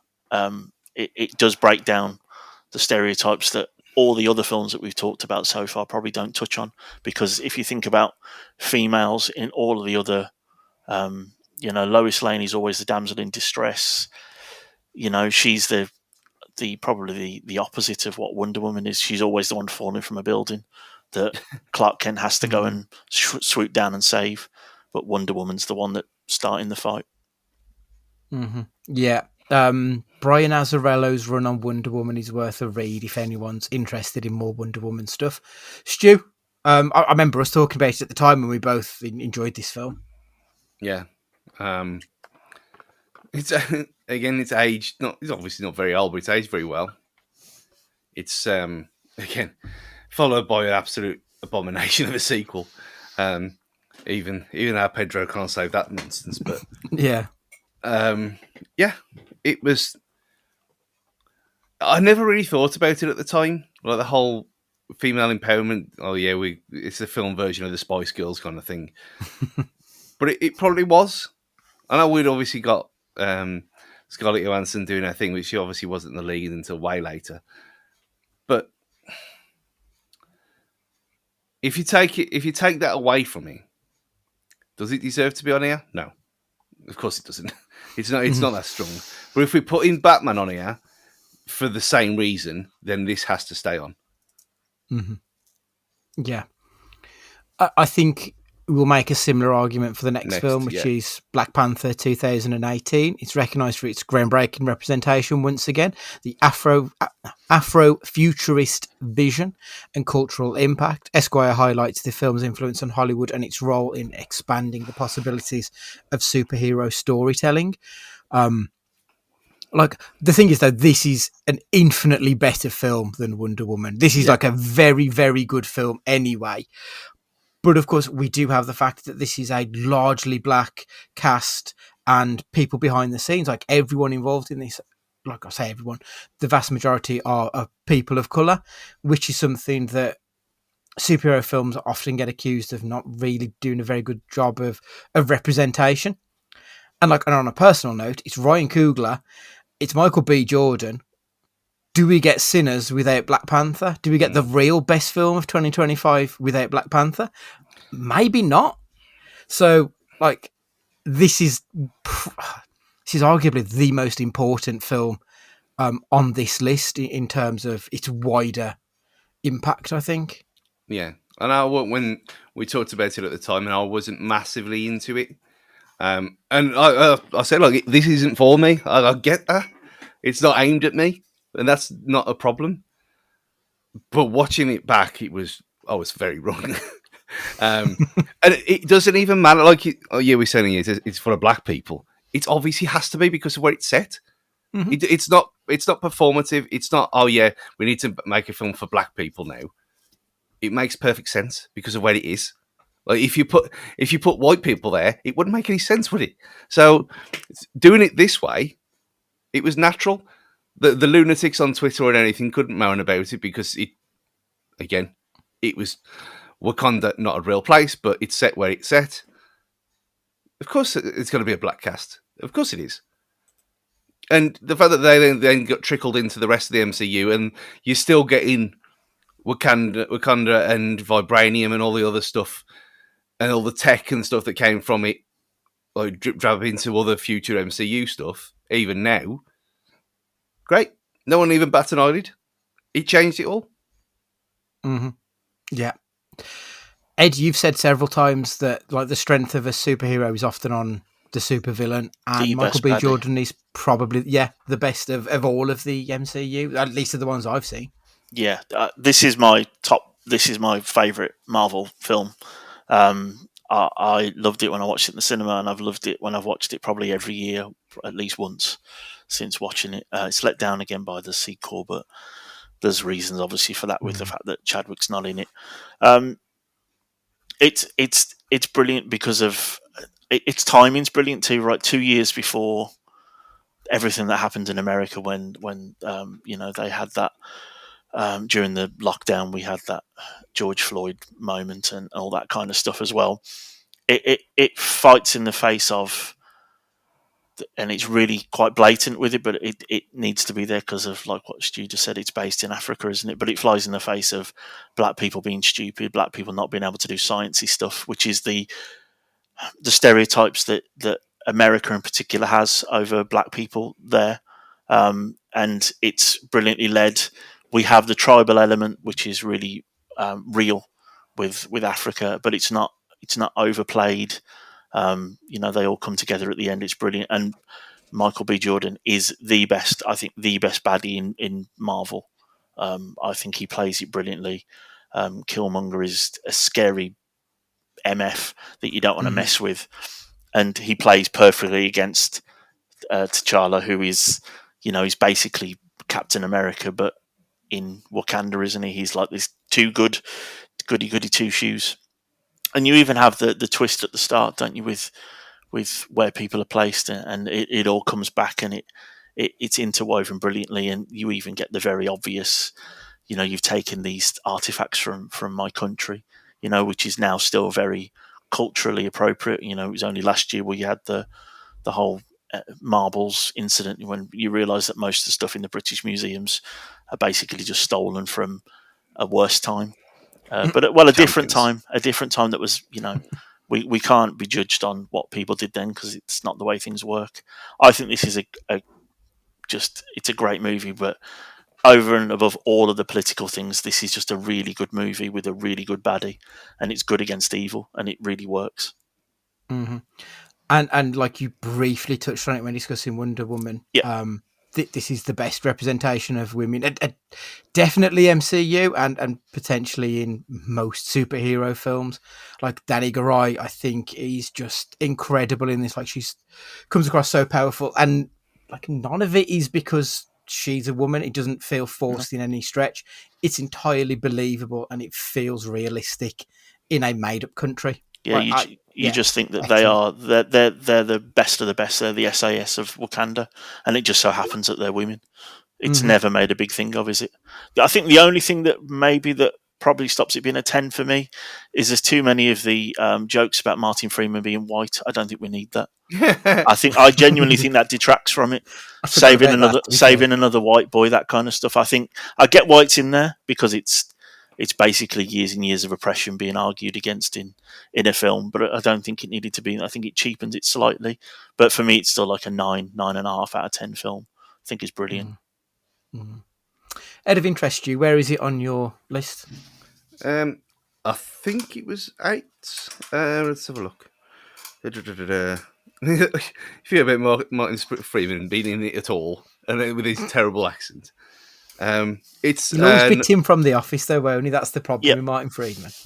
And so, I don't get me wrong, I loved him from The Office, but yeah. It's 9 out of 10, rank number 11. Cool. In 5th place is The Incredibles from 2004. Esquire's rationale for The Incredibles centres on its deft blend of superhero action and family comedy. The film, it praised its witty script, dynamic animation, and its ability to pay homage to classic superhero teams, whilst offering fresh, relatable perspective on heroism and domestic life.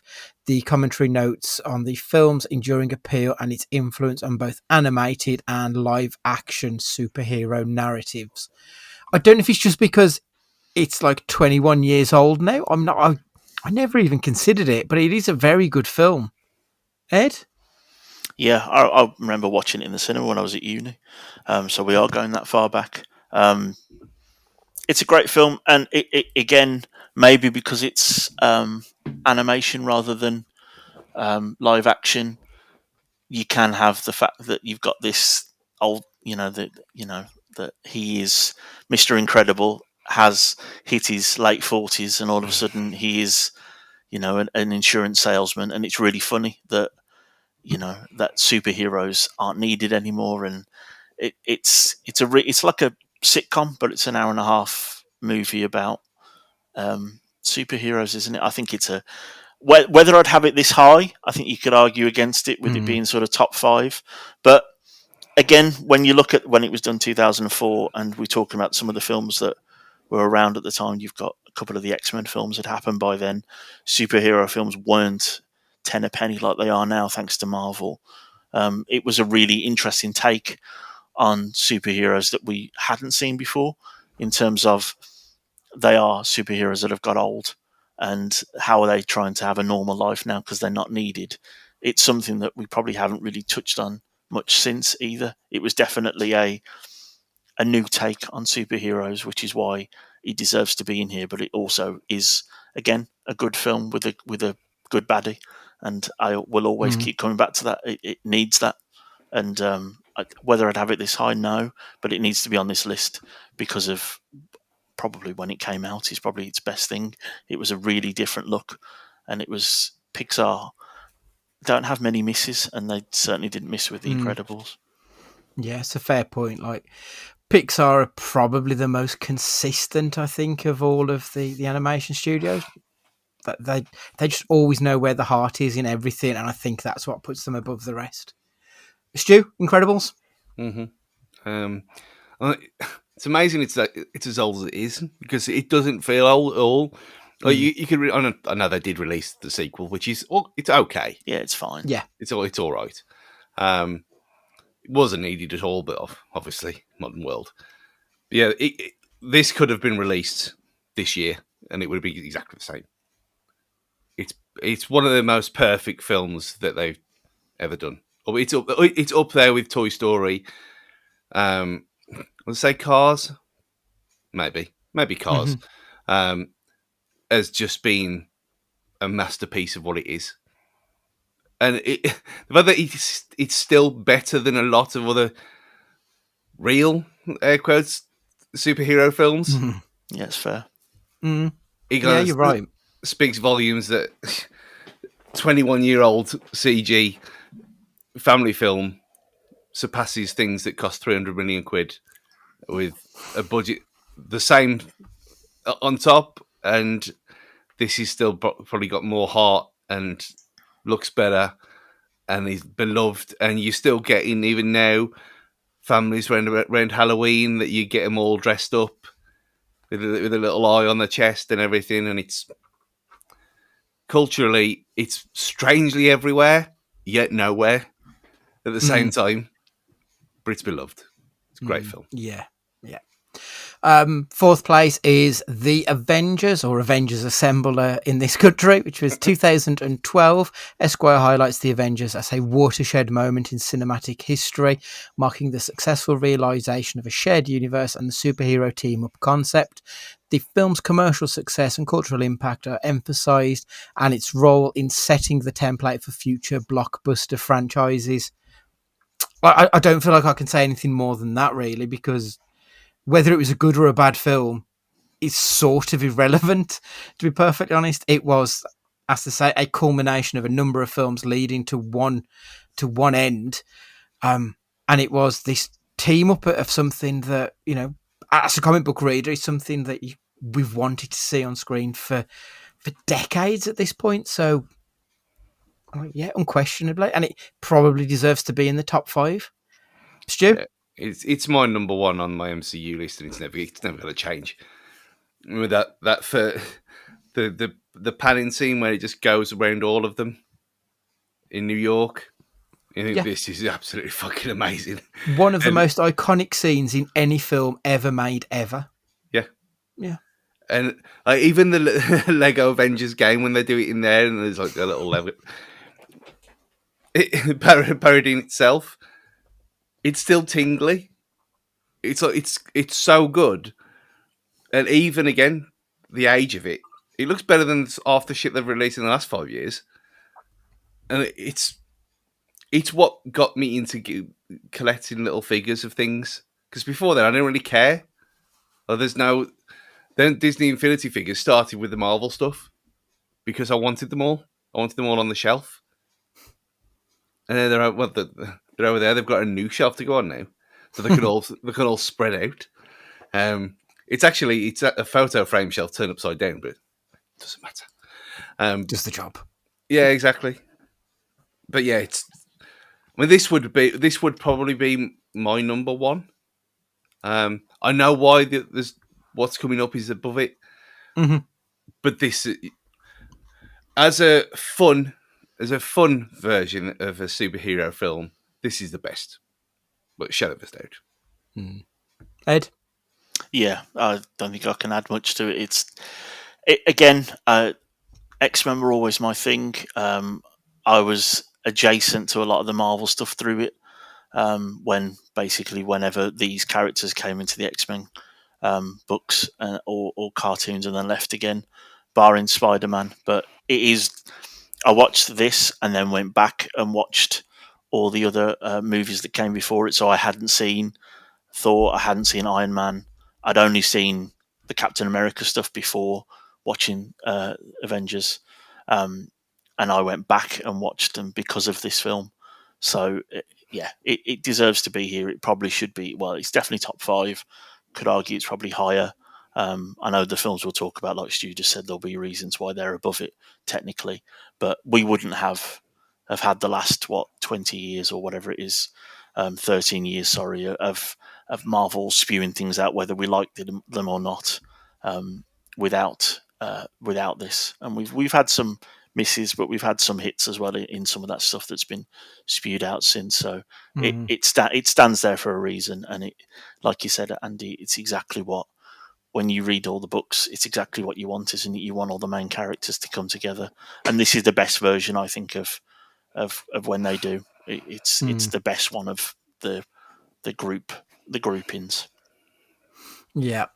Third place is The Dark Knight from 2008. Like literally the first three words of the Esquire review sort of sum up everything here. Why so serious?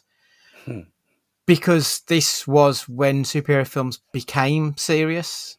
That is a quote from Heath Ledger's Joker. Heath Ledger's Joker is probably the most iconic version of any character in any superhero film ever made. He's the first, I believe, the first person to have won an Oscar for a portrayal of a comic book character.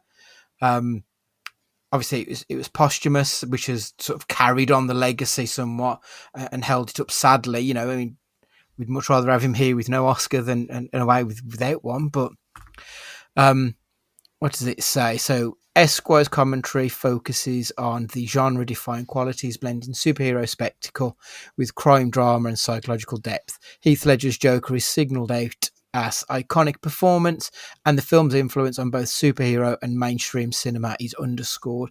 There was a time, I don't know if it still is, but there was a time on IMDb that you had this, Shawshank, and I think Godfather or Godfather 2 were like constantly vying for the top spot of the highest rated film on IMDb.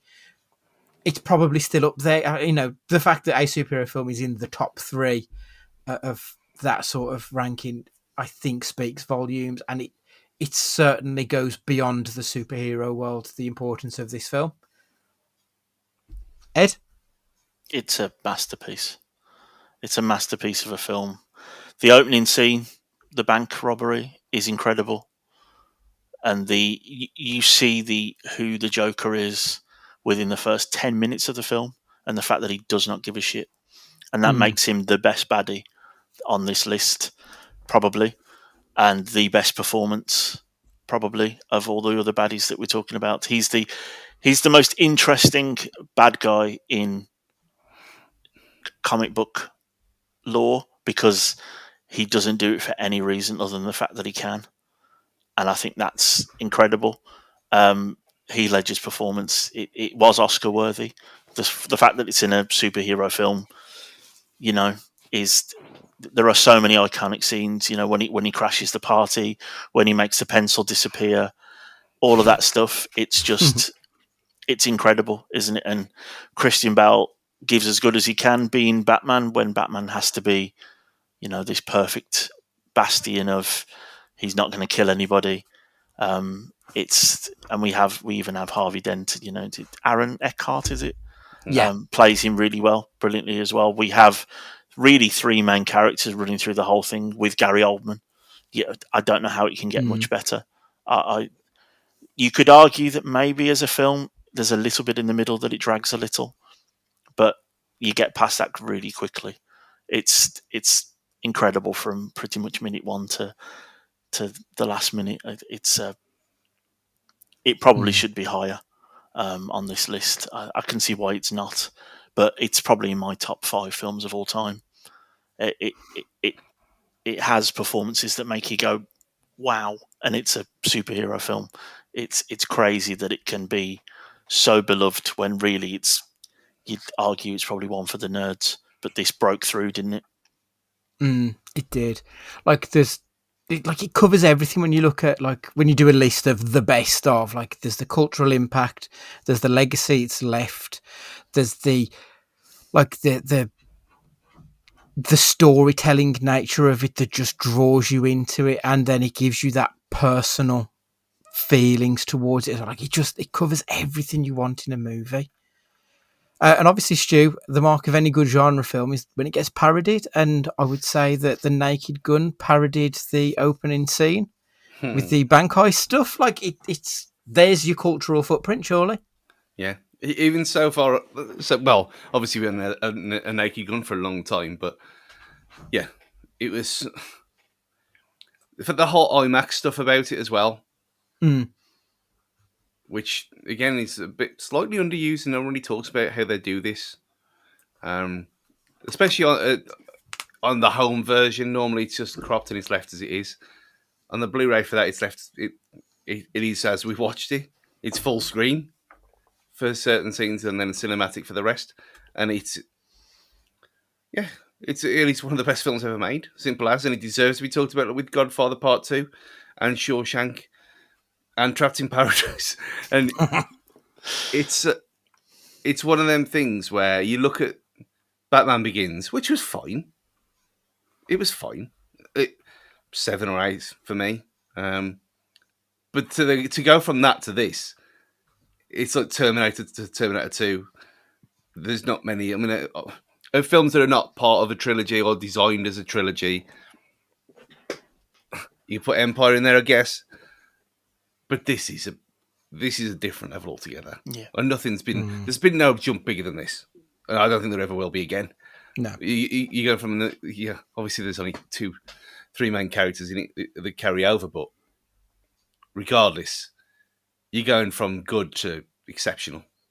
And it's just, there's nothing wrong with this film. There's nothing to pick at all. It's just there. And I haven't seen it for a long time, and I don't really want to, because I don't want it to ever be diminished. I'll watch it once a decade, and that's what it deserves. I get that. Second place is Spider-Man 2. It's lauded for its emotional resonance, character development, thrilling action sequences. Esquire emphasises the film's exploration and sacrifice and responsibility, positioning it as a pinnacle of superhero storytelling and a blueprint for the genre's best entries. I think that is entirely fair. I feel like this is the blueprint. Like this film almost sets the genre for the next 20 years worth of films. It's a very, very important film. And much like X2, I think it probably deserves its place over the first film, in that it's a better film that does a lot more of character development and furthers its storyline. Like, he does very good things with this movie. I don't think it's the second, but I do think it's worthy of inclusion in this list. Stu? Yeah, I wouldn't have.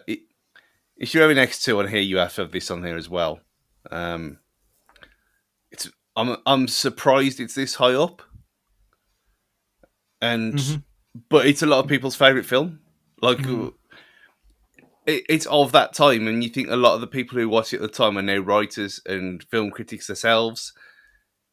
It was in their formative years watching this, kind of like what Batman '89 was for me, and me and you, Andy, I guess, but for you, with different reasons. That you grow up on something, and I remember coming back. I was playing football in the morning, and we went straight to the cinema to watch this, covered in mud. Again, because why not?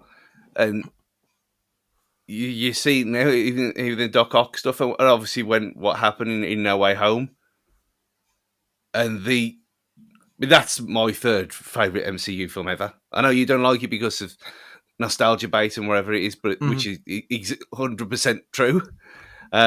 But bringing back that character, especially after all that time, there's a reason why they did that, because it's so beloved. And Spider-Man 2, obviously the game Spider-Man 2 as well, was brilliant for the time. It's just one of them films that is a perfect superhero film. It might not be the best film in the world, like Dark Knight is, but as a superhero film in its own right, it's great. Great fun. Ed? Yeah, I think also, and you two are much more au fait with this, but Doc Ock's arms and CG, that seemed like different to me at the time. All of a sudden, that felt like it could be real in terms of how it was done. It was really, really sophisticated. He's a very good baddie, and again, I think that's what I keep saying throughout all of this. And you even see in the film his arc of it. Where it comes from is, is when his wife dies from his own hubris. That's a great reason for someone turning evil, doesn't it? So I think Stu hit the nail on the head. It's for its time. Tobey Maguire as Spider-Man was good too, and we didn't need the setup of Spider-Man, which we've had 3 or 4 times since. He was set up, wasn't he? We knew who he was, and unfortunately, a bit like we talked about with X-Men, the third film shits the bed, and it can sully what went before it.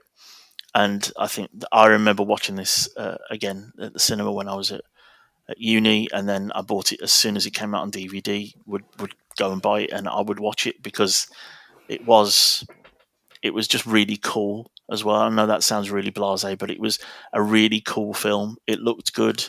The CGI was good. You could believe that he was swinging through New York, and it felt like a comic book had come alive. And we didn't have that really at this point. Even with X-Men, it was sort of a lot of stuff was ground based, and it wasn't necessarily as CG heavy as it then became with Doc Ock. I think it's a great film. Whether or not it should be this high, probably not. But I think Stu just made a really good point of why it should.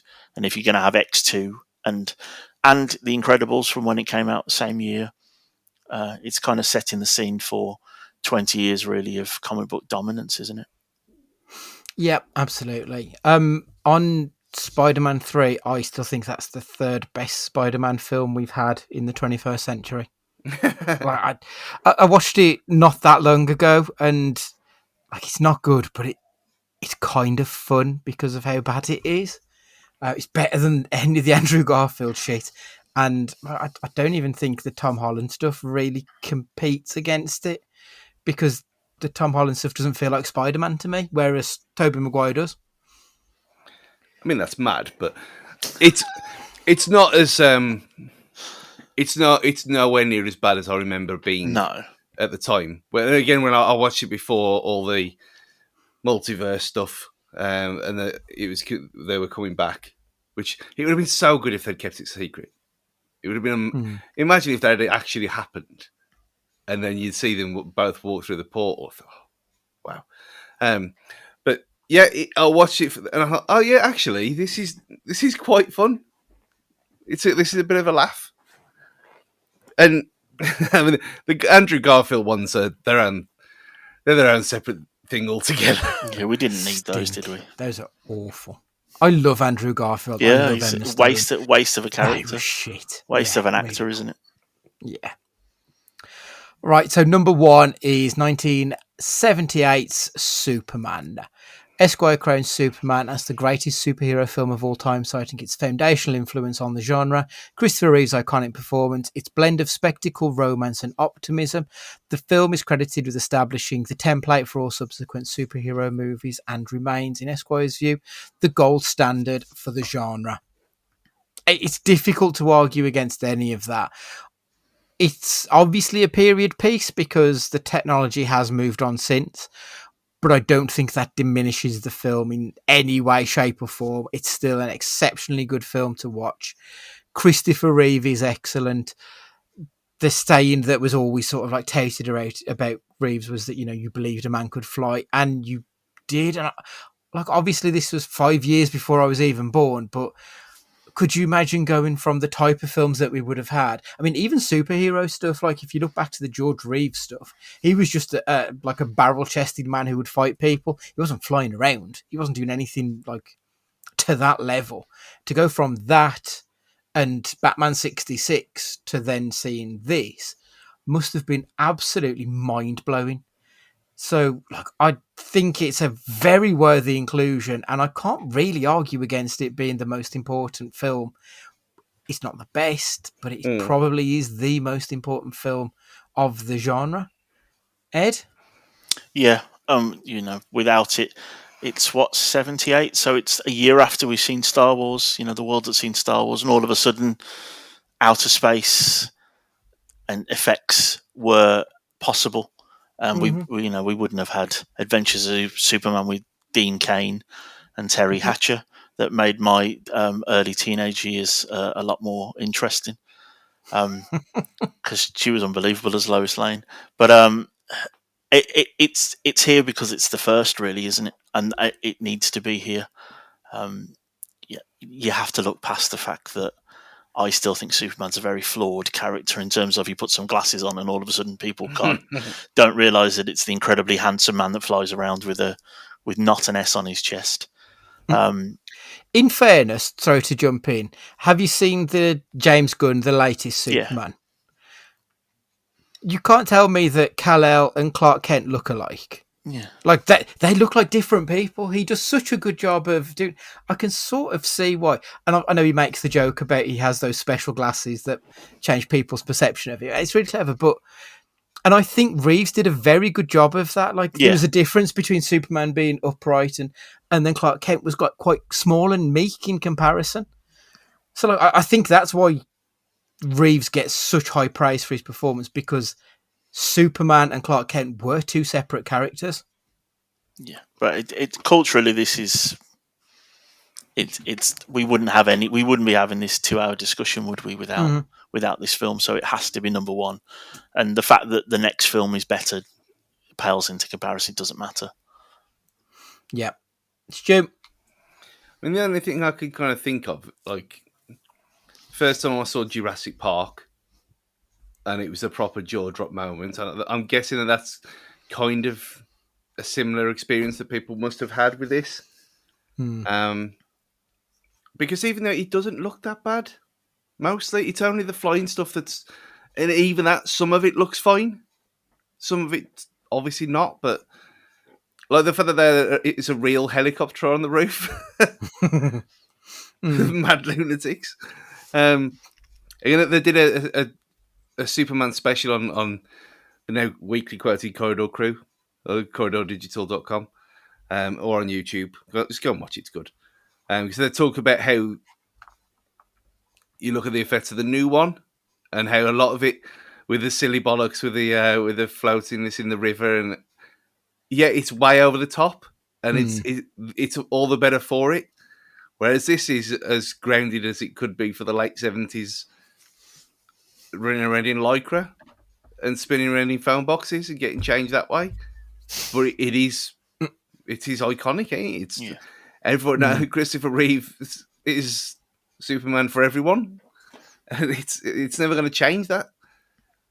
It has to be number one for the reasons that you both said. It's not the best, and I wouldn't choose to watch it anymore. But it's so important that it needs to be there. I'd also say, off the back of that, watch Super/Man, the Christopher Reeve story documentary from last year. I was in fucking bits at the end of it. It's so inspiring. Like, he was Clark Kent, but Christopher Reeve was Superman himself as well. Like, really, just an incredible piece of documentary. That's gone on a lot longer than I was expecting. Right, so we have kicked out 4 films. Thunderbolts is gone. Super is gone. Guardians of the Galaxy 2 is gone. And Shin Kamen Rider have gone. So what I suggest then is we go away.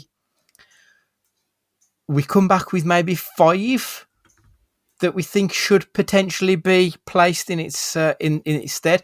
If you think of any of the ones that we've left in that you think maybe we could make an argument to remove to replace it with. So we'll go away, we'll have a think about it, and next week we'll come back, we'll talk about what we think should replace what, and maybe reorder some of it, because I do think it's a little bit off kilter, some of these picks. Right, after the break, myself and Stu will be talking about They Live. Ed, thank you very much for joining us this week, mate. And we will see you again next week. Can I just say, it is nuts that you guys are now going to carry on and talk about another film. I love the dedication. No, it's always great to come on, and I'm looking forward to the future. I mean, we've got like 44 minutes, 4 seconds to like do a 3-hour podcast. We're like I don't know what the longest podcast we've ever done is, but we're staring down the fucking lens of one at the moment. And this is 6 hours of recorded content this week. Crazy, absolutely crazy, Stu. Right, They Live. So it's John Carpenter's They Live, a sci-fi action satire about hidden alien domination and consumerist control. The story follows John Nader, played by Roddy Piper, a drifter who discovers a pair of sunglasses that reveal the world's true nature. Grotesque aliens disguised as humans secretly rule society and bring subliminal messages like obey and consume into advertising and media. The ruling class collaborates with these invaders whilst the poor remain blind to their oppression. It has got probably the most one of the most immortal lines in any film ever made. I have come here to chew bubblegum and kick ass, and I'm all out of bubblegum. In the last podcast, Stu, I said there's a scene that you may recognise from another media. Did you recognise anything? I mean, other than the big fight scene that lasted forever seemed like something I'd seen before. And Cripple fight, South Park. Yeah, that was based on that scene between David and Roddy Piper. Yeah. Like, it's one of the most iconic scenes that's ever been in any film. Like, it's like fucking 6.5, 7 minutes long, something like that. I couldn't believe. I had not seen this before. It's amazing. Okay, right. I don't think it's one of the things where I've just forgotten or brain injury stuff. I had never seen this film before. So surely this is going to get cut. And then it carries on. Then he throws him into the bin. And then he's suplexing him onto the floor. I thought, oh, yes, it's something else, this film is. And like, everything in that fight scene feels so heavy. Like, a lot of the time when you watch fight scenes, you'll see like a punch and then there'll be an edit and another punch and another edit. In this, like, they punch and you see him winded, like, oh my God, that's pain. And it doesn't end there. You don't move to the next hit. Like, they let everything land in that scene. And I think it works because of that. Like, it doesn't feel like it's a scrap. It feels like it's a fight. And I think that's why it's such an iconic moment in this film. All I was just putting the glasses on. Well, I mean, like, obviously, so those glasses in particular, they show you the world as it really is. So I think what John Carpenter is trying to say here is that you don't want to see it.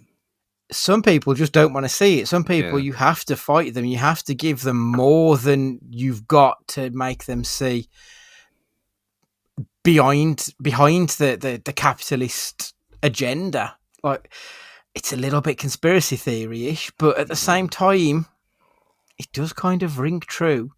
Like, I mean, you've only got to go onto fucking Twitter for 2 minutes, and how many dog shit adverts do you see on there now? And you can say that about absolutely every social media. Like, just scroll on the internet. How many websites get banned to you if you don't put in your fucking details, or you don't accept the fact that it allows pop-up adverts? Like, that is all what John Carpenter was talking about in 1988, writ large in 2025. Yeah, it's exactly the same as when we said last week about the Running Man being relevant now. This is more relevant than anything ever. It really is. And there's a lot of it, especially when you said conspiracy theories and stuff.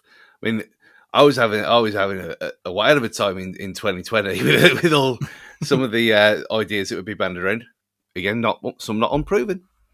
But it was a lot of this. It was about, you believe exactly what you are told. You can't not question it. And the people at the top, everyone's just making money. And money is good. And big pharma and all that stuff, you can argue whatever you want about it, the rights and wrongs of vaccines, but you only have to you watch the NFL or be in America, and you know full well the adverts with all the death warnings and stuff on them. Yeah. And okay, you take this, and then there's an advert two adverts later that fixes the problem that you've just had from the other thing that you've taken, and of course. And that's now, not in 88. And like, I was trying to figure out why it's a cult classic, and I don't know if it's a cult classic. I think it's a cult masterpiece, because I feel like it goes beyond the term cult classic. The only reason you could consider it a cult classic is it's probably not being seen by as many people as I think would actually get something out of a film like this. I think that's what possibly holds it back a little bit from the mainstream success, is just literally that more eyes need to be on it. And I think if more eyes were on it, I think a lot of people would, like, you would quite easily see this in a lot of people's favourite films of the 80s. I think it's really up there. Like, in terms of story and in terms of actual depth to it, I think there's a lot going on in this film. I mean, there was, when I was on Temu yesterday, there was a They Live badge that you could get. Oh, right, okay, yeah. So even on the Chinese Chinese super farm that is Temu, and the slaves that are making these things for pence or whatever it is over there, you can get things based around this film for hardly anything. And yet, I mean, like, Timu is sort of like the exact thing that the Andromedans are doing in this fucking film. It's like, it's the Ouroboros, it's the snake eating its own tail. It's quite scary. Obviously, Roddy Piper, professional wrestler turned actor, he brought a rugged everyman charisma to this role. He really is the perfect choice for Nader because, like, I don't think you could. I mean, obviously, we did Big Trouble in Little China, which is another John Carpenter film. I don't think Kurt Russell could have done the Piper role because he's too much of an insider. Like, even at this point, he is a Hollywood known, isn't he? Whereas Piper isn't. Piper's from this other world, this crazy world. And I think that choice is actually perfect. Yeah. It's got to be one of the first ones, surely. I mean, it's very. I mean, we'd probably have had Jesse in. Obviously, Jesse in Running Man and Predator would have predated this. I think for Piper, it might be one of his first roles. I don't know that there was a lot of. I mean, when was Hogan Thunderlips in Rocky 3? Was it 3 or 4? So there might be a few, but I don't know that there was anyone who would. No one's leading. Starred. Yeah. Yet no one who's like carried a film. Rocky 3 was 82. Like, Hulk Hogan's first film where he carried it would have been No Holds Barred, which was basically a wrestling film. And that was a year later. So this is potentially the first film, apart from stuff like I know, like some of the mask guys, the luchadors from Mexico, El Santo and the likes, they would have led some films, like some Mexican films. I think for mainstream Hollywood stuff, Piper is potentially the first one to carry a film on his shoulders. And he's great in it. He's brilliant in this film. Yeah. I mean, he's carrying a lot of hair on his shoulders as well. Literally. I mean, I was thinking, like the first half of this, I was like kind of bemused. I don't get this. Like, what is it about this film? And then it obviously all kicks into life. So like, my mind was wandering a little bit, and I think I probably was born like 30 years too late. Like, I would have been great in the 80s like this. With that do. Yeah, well, looking in 2008 when I actually had hair like that, and it was like down to, it was at its longest, it was down to the bottom of my neck, and it was all curly and wavy, and it was great. But yeah, but then he's sort of strolling around with these shitty battered up stonewashed jeans. It's a great look. Yeah, you are right. Oh, God.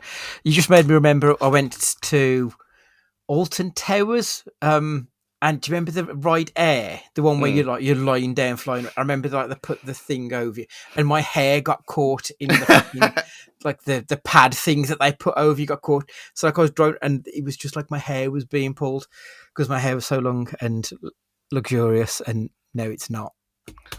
So Alton Towers pulled your hair out. That's pretty much it, yeah. It's the good old days. Obviously, Keith David is the other one in it, a classically trained actor with probably like one of the best voices in cinema. Like, there's just something like that guy's voice. You think, yeah, I will listen to you like read the fucking phone book because you're just cool as fuck. And he's another one who's really good. And I think having him be this classically trained actor opposite this nut job Roddy Piper, I like the balance between the two. I think it works very well in this movie. It's like a precursor to Colin Domingo. Yeah, I get that. Right, so we are here to discuss this for Absurd Autumn. We will be scoring on 5 categories out of 10. The framework is the Kaboom quotient, how gloriously over the top the action is, points for explosions in practical weapons and improbable stunts. It's the effectiveness of the effects. The plot pretzel, how twisted, nonsensical, or hilariously convoluted the story is. Is there a message to the madness? Is there a deeper meaning? Is there any social, political, or cultural commentary going on? The ham and cheese charter, which is the acting scale. How hammy, how cheesy is it? And then, of course, the what the fuck factor, which is basically everything rolled into one. It's the absurdity of the movie. The plot pretzel, like, it's actually quite a straightforward film, I think. And for a large part of it, like the opening scene, it goes at a fairly slow pace, I think. Like, it doesn't race ahead. It sets the scene. He finds the glasses, and then things happen. It's not particularly convoluted or twisted in this one, I don't think, Stu. No, it's very paint by numbers. Like, you know what you're getting. I mean, the fact that you just see him just strolling around with his backpack. I mean, like, you don't need to know where he's come from. He's just here. He doesn't know anyone. And then he goes on this journey of being nosy, and that's all it really is. It's not. Compare this to some of the others in this series. It's not really up there. No, and that's why I gave it a 6. Like, I think, like, I compared to, like, I think I gave was a 7, and that was a little bit more spaghettified in its plotting. Whereas I found this was quite straightforward, A to B to massive fight to C. Like, it's straightforward, and it doesn't need to be. Like, I think if they made it silly and, you know, bending in on itself and everything, you would lose a lot of people because of, like, we'll get on to the message and the madness after this one. But I think if you go into the messages in a really silly, roundabout, absurd way, I think you would potentially lose a lot of people. So, like, it's silly and it's fun because of how it's presented, but it doesn't cross the line into being ridiculous. So that's why I'm going 6, just above the middle for me, this one. Yeah, mine was a 5.5, but I guess 6 anyway, because we're not really doing points on this. Yeah, 6 is probably fair. Super. So yeah, message and the madness then next. This is the strongest category, isn't it? I think, you know, the whole film is a message. It's like, it's done as a critique of consumerism and Reaganomics, but we are now 27 years later, and it's a critique of right-wing authoritarianism. It's a critique of capitalism. It still resonates. You, as I said, you go on the internet and you see these messages pushed into your eyeballs, and they may as well say obey and consume on them, because like, you go onto YouTube and you look at the YouTube shorts, every other short is the top 10 items off Amazon this month. Like, it's a 10 out of 10. It's I've got 10 out of 10. Yeah. It's like Blade Runner with all the seemingly ridiculous over the top adverts and stuff on the side of buildings with the holograms. The fact that holograms are impossible is the only reason we haven't got them. Because if you walk around and that's all you see. Yeah. And yeah, absolutely. And you're not just talking about Times Square either. You're just talking about, like, the side of a house in Wolverhampton that's got a digital billboard on it. Like, why? What's the point? And that's obviously draining energy. Then your prices go up and the people at the top get richer. Blah blah blah blah blah. It's exactly what this film is. 10 out of 10. Yeah, I mean, it's I ain't got much more to say on it, because I think it's, for this category, well, this category was made for They Live, to be perfectly honest. Like, that was literally the point of this podcast, was to just talk about this thing. And it's the perfect example of the message in the madness for me. This one is. I think back to the more middling scale of it, though, would be in the Kaboom quotient of it. Like, it's not wall-to-wall explosions, but the action is quite glorious. Like, we spoke about that fight scene. and it is absurd. I mean, I've given it a 6 because it doesn't. Yeah. Much like when we did it with Jim Carter, that we couldn't give it more than 5 because it didn't have the explosions. I think this gets that extra point because of that fight scene in the middle being so gloriously crazy that I don't think I've seen it in anything else that isn't parodying this scene. Yeah, like I've gone. This is just strange. It's almost like we are obeying each other. But yeah, it's for the same reason as the plot. It's not a 5 because a 5. If you start at the base level of like football rankings, a 6 is the very starting point, and nothing other than a few explosions and the stuff and a few things breaking and whatever. It's very hand to hand. It's very very guns. Is there one explosion? Yeah, there's some very modest pyrotechnic work going in. Like, there's bits and bobs, but there's nothing like compared to some of the higher scorers in this category. So like Big Trouble, we gave 8 because there was lots of electricity being fired and explosions and fights, and same with the Toxic Avenger. There was a lot more action going on, whereas there's not a lot, but I think what there is in this is more impactful, maybe. Yeah, and I mean the green laser at the end is shit. Yeah, when he shoots the dish, but then you've got like a third of the film is in black and white. Mm-hmm. And you think, okay, that's a nice choice. Yeah, and obviously then it changes at the very end, which again we'll come on to it, but But from a visual point of view, that's why he's got 6, and it's not anything lower than that because there isn't much of it. But what they do is competent, but there's not enough to give it any higher than that, really. Exactly. And I mean, in retrospect, I mean, was it Big Trouble that was 25 million budget? I vaguely remember it being quite high. This was 3 million. Yeah.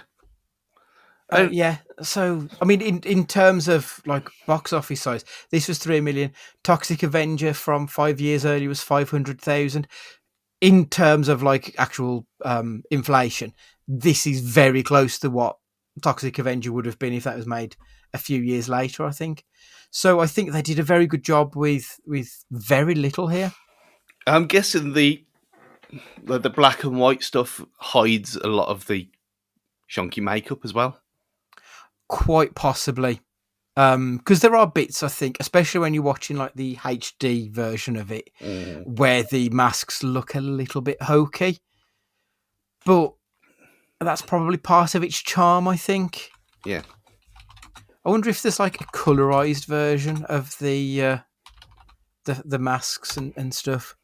Like, I'm kind of intrigued to see what it looks like without the. Well, I mean, there's some at the end? people. Oh shit! Of course, yeah. At the end, yeah. Like it is very interesting. I really like the style of how they achieved it. Is she at the one where the woman's riding him and he's just looking up at her? I forgot about that.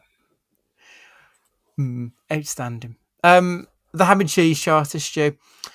You've got the 3 real main actors in this then. So you've got Piper, you've got David, and then you've got Meg Foster. And I kind of like the interplay with the 3 of those because I think they're all very different types of actors. And I think that's what brings out quite good performances from each of them. That's what I've gone for a 4 with this because I don't think it is cheesy or hammy at all, really. I think they actually play it quite straight for how silly it is. And the whole thing's about the glasses and the 6 or 7 minute fight scene. I don't think it's bad. Roddy Piper's cadence, like it's very slow and almost stilted, and yeah, I'm here to chew bubblegum and kick ass. Yeah, that's that. And like Piper, I think is very much on the edge of being hammy. I think because Keith David is so cool and he has the gravitas in the voice that he gets away with being kind of fucking charming, that makes it a little bit camp almost. Not in like a fey way, but like in the context of the film. I just thought it felt 80s rather than camp.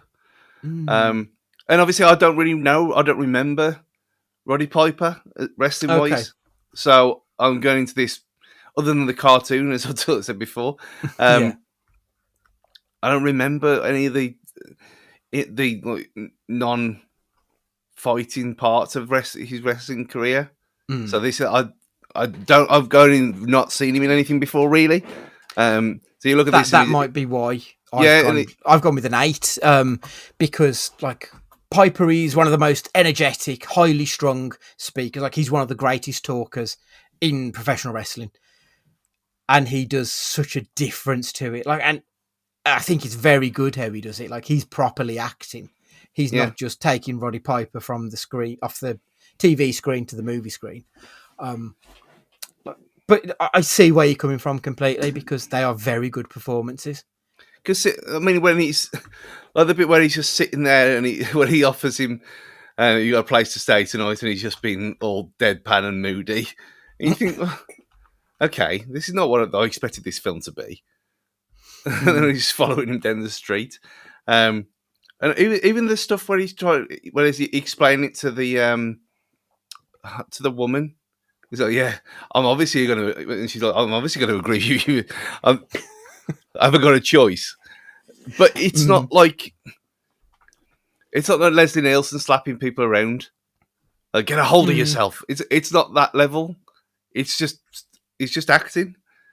Yeah. So that's why I give it that, because I don't think it is cheesy, even though the film itself is. But I think the actual acting is not. I think that's reasonable. Yeah, I'm going to stick with Max. I think it's quite hammy, but I think it's purposefully done that way. Whereas like with You're the Hunter, that wasn't supposed to be as honking as it was. Whereas this, I think that's what they're aiming for, and they hit it. Yeah. So the final one, then, the what the fuck factor. I've given it a 10. I'll be honest. I think probably off the strength of how much I really like I think the acting's really good in it. I think the message is excellent. I think the fact that the message still resonates after all of this time, I think is wonderful. I'm probably giving it a 10, less on what the fuck and more on this is fucking brilliant. I think that it's just a film that I really like. Yeah, it wasn't as high for me. I had it as an 8.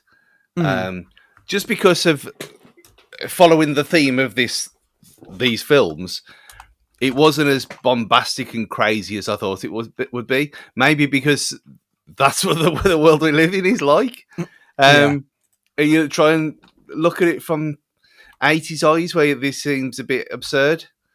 And obviously you have the whole Royal Family of Lizards thing, which probably comes from this. I don't know. Who knows? But it was, I loved it. I thought it was great, and I had a great time watching it. After that halfway point where it finally kicked in, I thought, here we go. This is what it's actually really about. And like even the bit where he's got the two cops in the alleyway, and he said about you die like us, or and he's saying, he's playing it so straight. He's just murdered 2 cops, and now he's walking into a bank with a shotgun on. And I mean, it's parody in Peacemaker, ain't it? When she looks through the helmet. Yeah, it is. I think the reason I've given it a 10, because I think obviously Toxic Avenger I gave the 11 too, because I think that's because I think that is just nuclear chaos. Like, it's just off the wall. Whereas I think this is a lot more disciplined. I think it earns the 10 because it's fighting for it. Whereas I think Toxic Avenger gets it because it's unrestrained, and this is restrained craziness. And I think that's why I've gone with such a strong score on it, because I think it's achieving what it's going for here. I really think this is a great film.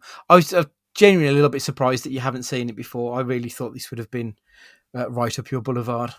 Yeah. I mean, that's... I know of it because it's one of them things that a lot of people talk about all the time. Yeah. And I don't know how it's kind of slipped through the cracks for all these years. Or the fact that I've not seen anything of it, or other than the cripple fight thing, which I only thought afterwards. I thought, well, the only thing I know when you said it, and I thought the only thing that even resembles it was the fact that fight scene was really long, because everything else, like the one-liners and obviously the effects have been, and the whole X-ray vision stuff's been done before and since. But I thoroughly enjoyed watching it. It was great fun. It just wasn't as bombastic as I thought it might be. That's the only reason it's not a 10. Mm-hmm. That's entirely fair. Right, so I have added up the scores on this one, Stuart, and it is a 74%. So, nicely sat in the middle. We've got The Running Man and Big Trouble both on 82, The Toxic Avengers on 88, and then below it we've got Jim Carter on 54 and You're the Hunter from the Future on 57. So next week we are watching from 1989, They Call Me Macho Woman. I have no idea what this film is going to be. I honestly... This might end up being the best thing we've ever seen. It might be the worst. It's got a 4.5 out of 10 on IMDb. It's listed as an action comedy. The description is, the chromatic superhero Susan Morris must learn to fend for herself when she decides to escape the urban jungle. While searching for a charming house in the countryside, he falls into the clutches of a band of muscular brutes. Brutes?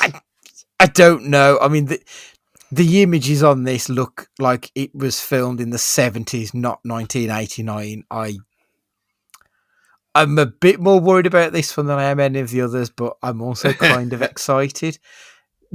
I've just got onto the director's IMDb page, and he looks like an extra, like, the bad guys in The Big Lebowski. He looks like one of those. He is known for They Call Me Macho Woman, Parole Violators, and Kill Squad. I've heard of none of these films. He had a film out last year, The Ghost of Annie Lee.